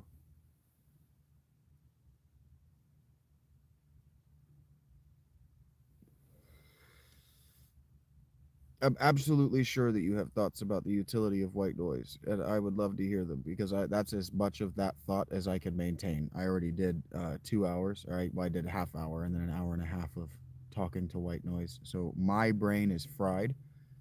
But if you want to contribute, I would be happy to listen and to comment.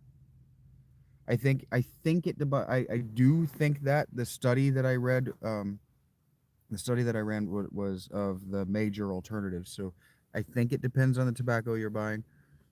Um, and so all I'm telling you is that existing health problems and potential for short-term um, what being worse.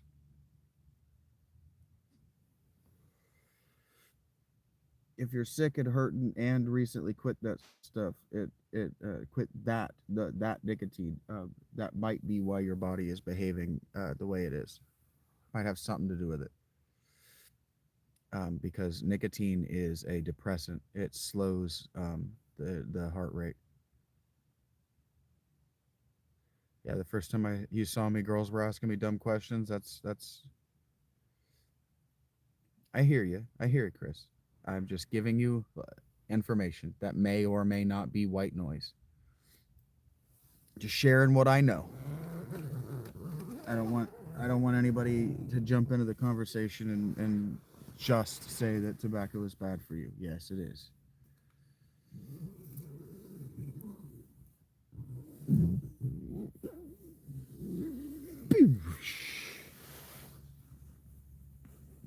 Yeah, I say that. It's a depressant. It is a stimulant. And so what might be happening, I get that backward every time. Because nicotine poisoning will stop your heart. Yeah, I hear you. Yeah, smoke more, expire faster. That's right, Clark. Oh, thank you, Rachie.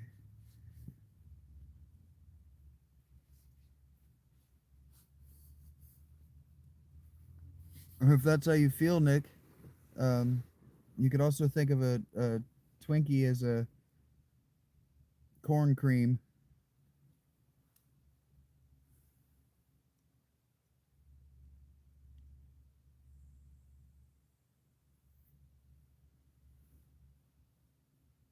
Yeah, thank you, Rachie. It's suddenly very cold in here, so I'm not going to lean forward and hit that heart. But thank you very much.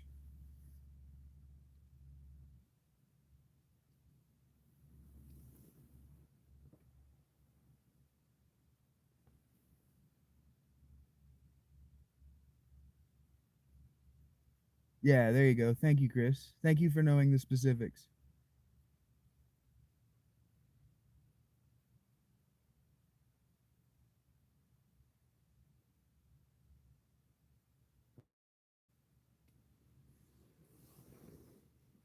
Heard that, Nick.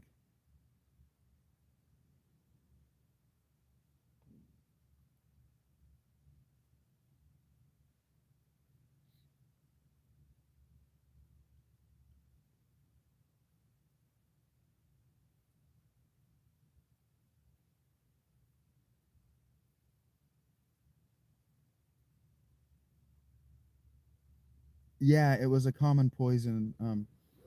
It was a common poison in the 1600s after the Americas were good and colonized. Yeah, they would Turkish assassins would coat blades in uh, straight nicotine and jab you with the blade, and the nicotine would do the rest.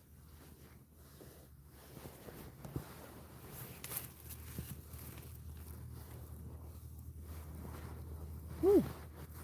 It is suddenly very cold, so I am going to start bundling, which means that the show is going to be over officially very soon. Thank you again, and a special thanks to the producers, my Patreon subs.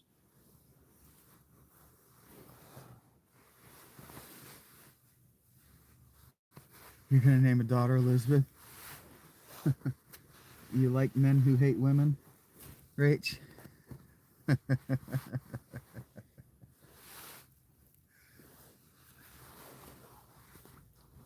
hard to hard to talk about the title of that movie in the American lexicon. Oh, did you see Men Who Hate Women? Every day. No, the movie. It's my fucking life.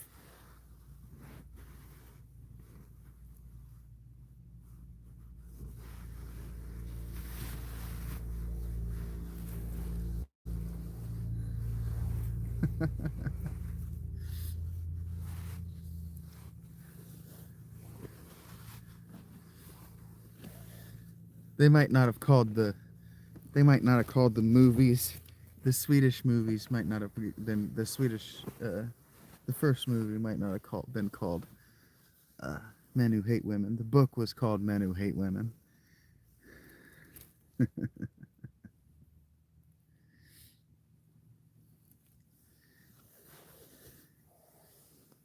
Yeah, Girl with the Dragon Tattoos. I guess that's what the first Swedish movie is also called. The one with what is her name? She's got a nonsense name. I don't remember her name now. It's gone. I thought she was going to be more popular. I thought she was going to be in more movies, but she ended up, her career kind of dried up from my perspective after that movie, that trilogy.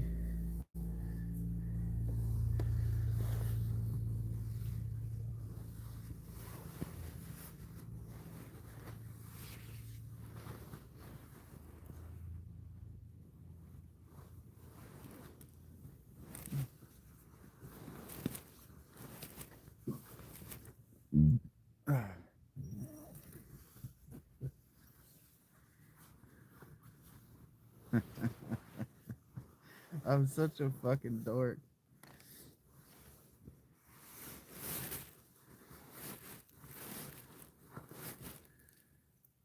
Brownie in motion in one dimension is basically white noise. I don't know what that is. Not by name. Nomi, Nami, yeah, that's it. Nomi, or Numi Rapis. That's it.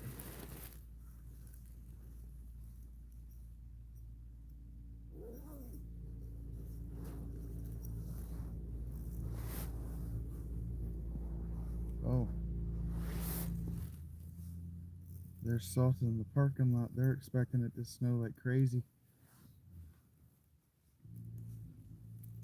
Here we go. Buckle in, boys and girls. It's gonna get cold. Yeah, Numi with 2 O's.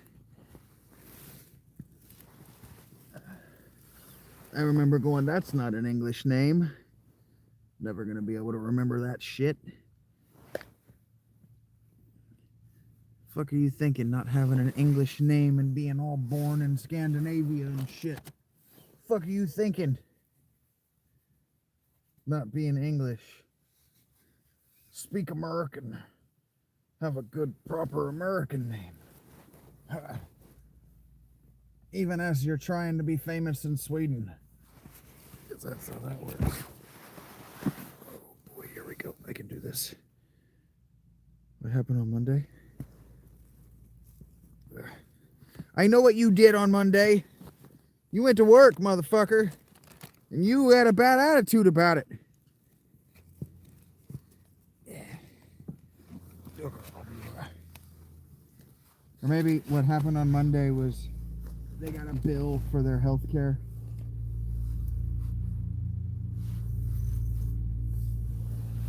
Okay. Do this. I've done it before, yo. Go bundle. It's like I'm trying to get cable and internet up in this bitch. Cable TV, you know what I'm saying? Bundle. Trying to bundle. Or maybe I'm trying to get home and auto. Yeah. He actually got his Hooby Dooby. I know somebody who knows somebody that was involved in Mendelbrot stuff. Whatever that stuff, what's it called? Fractals? All right, take care, Rachie. Please don't be late to work on my uh particle thermal kicks from all directions. Oh, cool. Yeah.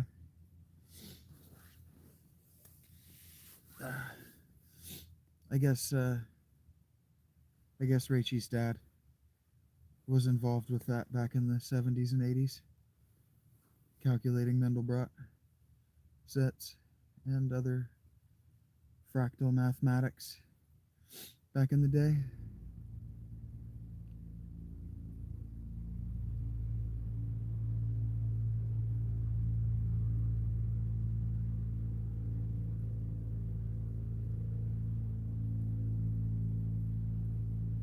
Yeah, yeah, if they hit simultaneously or within a short enough window, yeah, it won't move very much at all.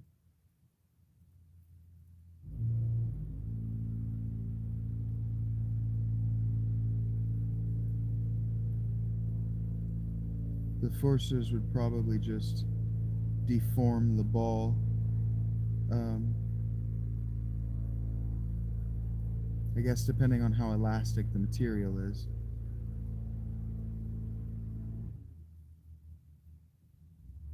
But probably the BBs would be, if they all were hitting at a similar enough time, they would probably be repulsed away with the energies.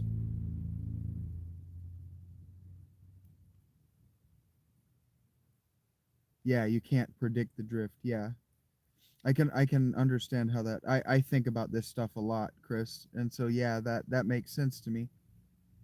And it makes sense to me that somebody had to sit down and do the math because it being intuitive isn't good enough.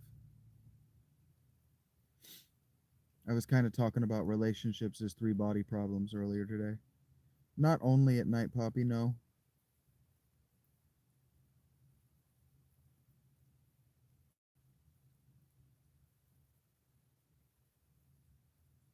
Yeah, what happens to the BBs afterward is irrelevant. I was just taking the thought experiment and applying my genius to it.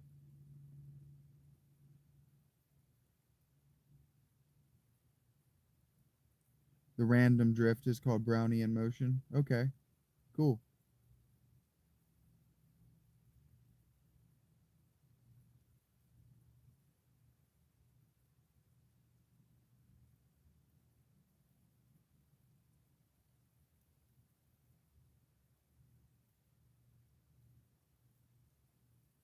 If I need healthcare, I'd seek healthcare.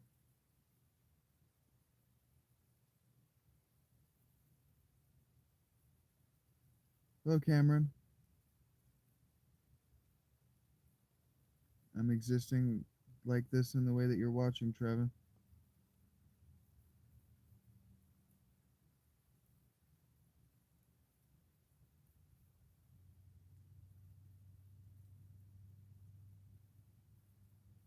Yeah, so it can't like just like squeeze, or what am I trying to say?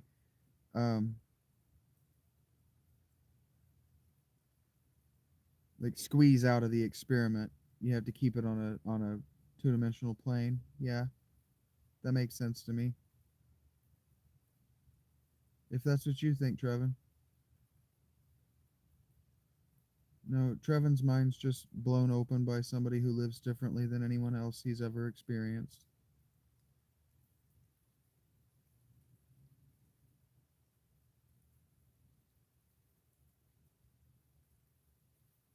Yeah, clearly you haven't, Trevin.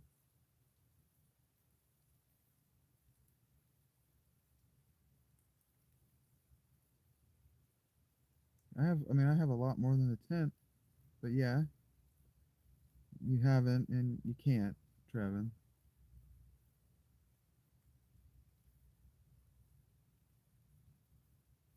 I don't have a bike. Don't need a bike. I have many bags.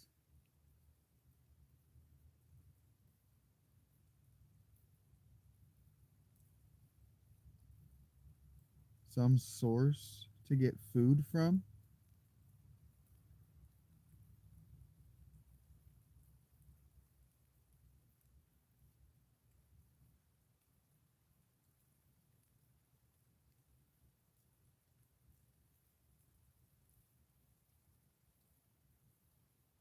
Trevin, I have money. I don't need a source to get food from.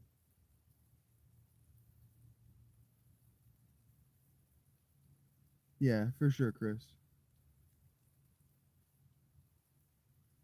Well, he's blown away because his mind is very small, Poopy or Poppy.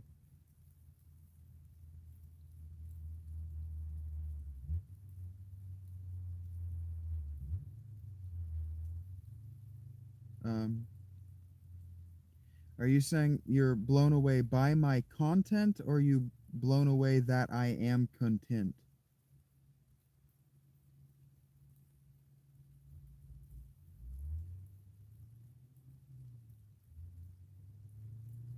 I am with tent, yes.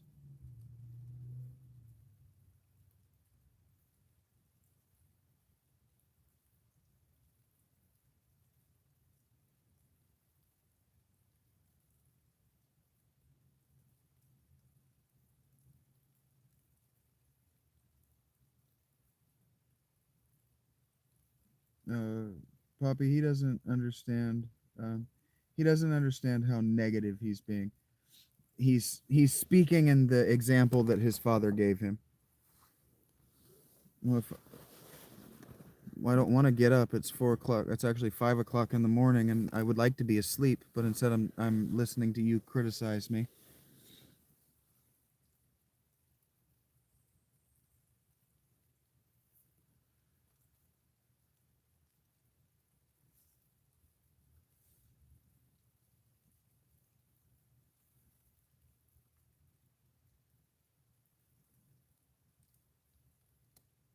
Well, you assume that I'm healthy. You assume a lot.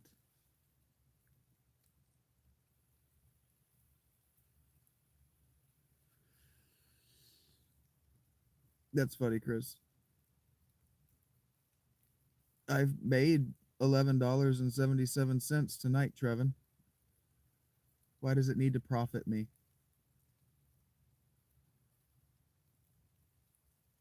Oh, I'm gonna sleep eventually.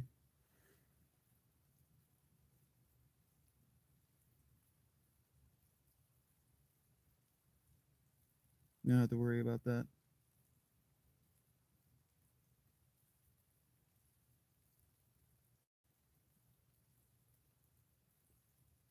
I'm gonna hit that X in the next few minutes, and I'm gonna roll over and be right asleep. Listen to the snow come down.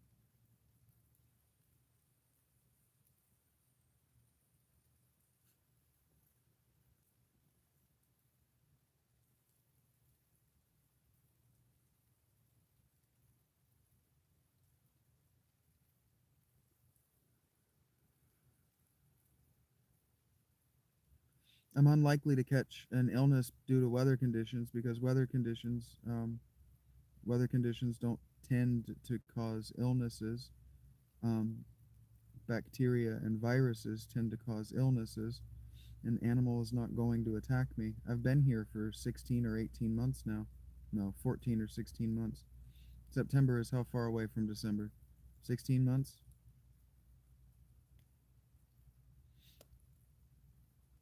Haven't been attacked by an animal yet.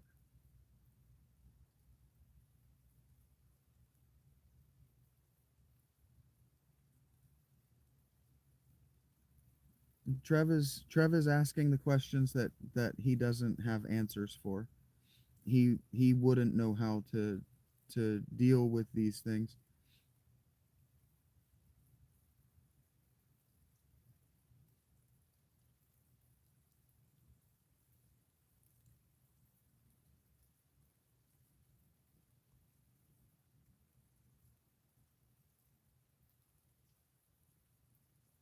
Well, when did it fold, Trevin? This is my second winter in this spot. When did it fold?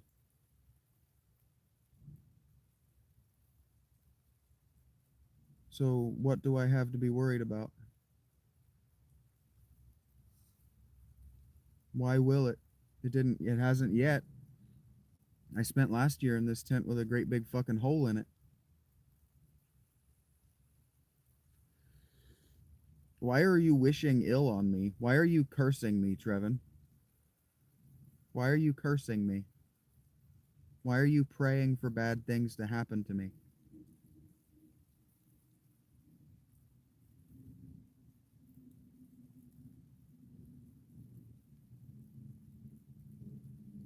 Yes, these are the inquiries and the reactions of a child. He only has the example that his father had to give him. What blind spot do I have, Trevin? Trev needs a father badly. Trevin doesn't have a dad.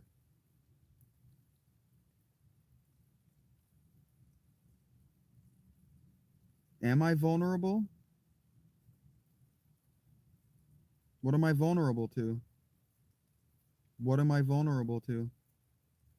If you think I'm vulnerable to something, you should be able to name it instead of just I'm not vulnerable to the elements. I'm vulnerable to you, I'm not vulnerable to other people. No, I'm not.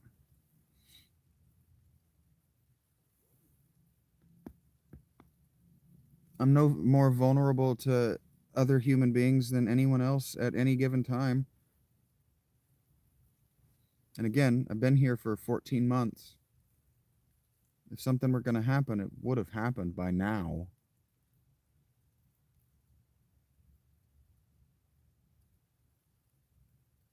But I'm not outside, I'm inside. I'm inside this tent.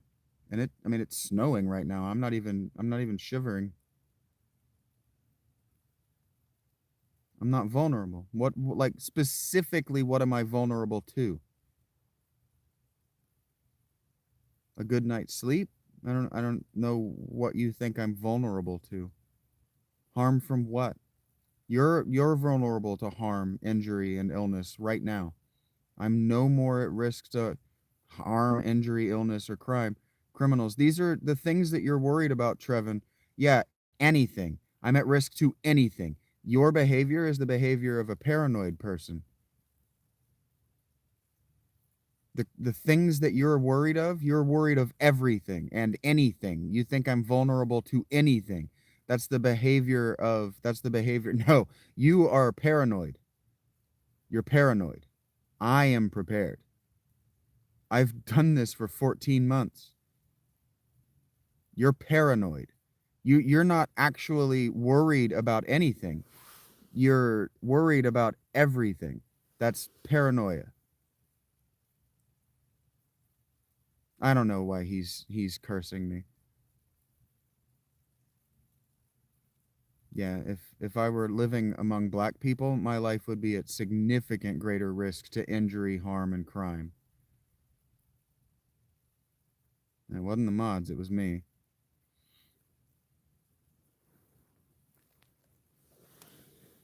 I wanted to hear him out, see if he actually had something that he could think of, but he can't.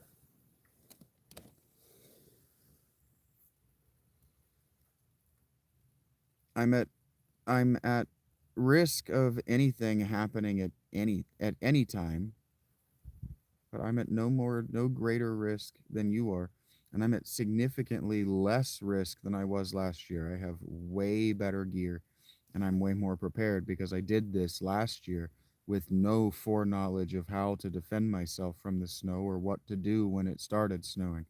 I just had to lay here and pray, and I don't have to lay here and pray now. I can go live. Last year I didn't have a battery bank to hook my phone to, so when it got cold and my phone started draining, I just had to lay here and hug it to my body and hope I had enough power to get to the soup kitchen. Last year I documented all this, but this year, I have a Patreon audience. Thank you, Chris. Thank you, Mr. S. Thank you, Mackinfly. Thank you, Rachel. I have a recurring, steady income. I have access to credit through Cash App that continues to grow up because I keep paying it off early.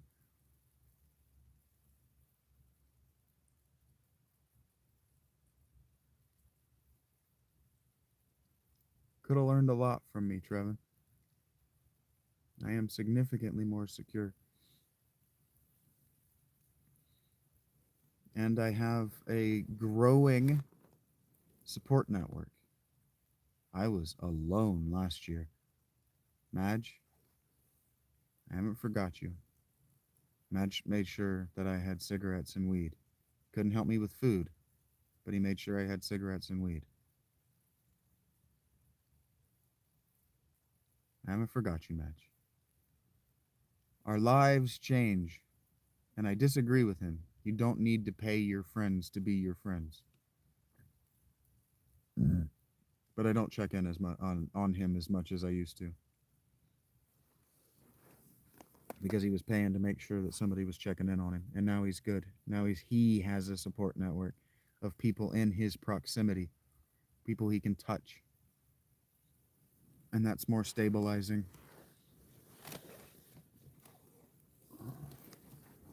Thank you, Rachie. Yeah, I'm here. I'm here by choice. I have stayed by choice. I could have escaped many, many times if what I wanted was to escape. I don't want to escape. I want to endure.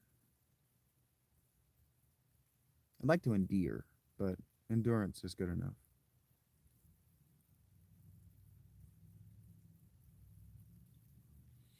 All right, guys. That's 4 hours. Thank you very much, all of you. Not just the people I've thanked by username. There are people like Sir Sippin. He knows who he is. There are people out there who have been around for a real long time with the channel, and all of you deserve my gratitude. And so, whether you've watched this or not, whether you're replay gang, whether you heard or not, the stories that we listened to today were explaining how gratitude works. And gratitude is freely giving with no expectation of a reward. That's what gratitude is. I'm glad you found me too, Christopher. Yeah, I know, Poppy. It feels like already. It always feels like already when we're having a good time. Like already, damn, 4 hours? Okay. I hear you, man. Um, but gratitude is freely giving without the expectation of a reward. But it's also giving appropriate to what you received. So this is not where I hold my hands out. This isn't where I pressure you to tip. This isn't where I pressure you for super likes for the Patreon. This is where I suggest that you go to the Discord, also named the Fountain of Truth, and you practice just giving a little bit of your time to strangers. Somebody, and I mean this, somebody come and talk to Lenny. Lenny likes stuff that I don't like, and I think that Lenny thinks I don't like him. I like Lenny a great deal. We just like different shit. But you guys like stuff Lenny likes. Come and bullshit with that guy. I prefer to observe. So get in the voice chat. Somebody nut up and start a voice chat and let me lurk. You know? I don't always want to be on. Sometimes I just want to hang out with my friends and see you guys having a good time and then go take a nap. I love you. Be well. I'll be back.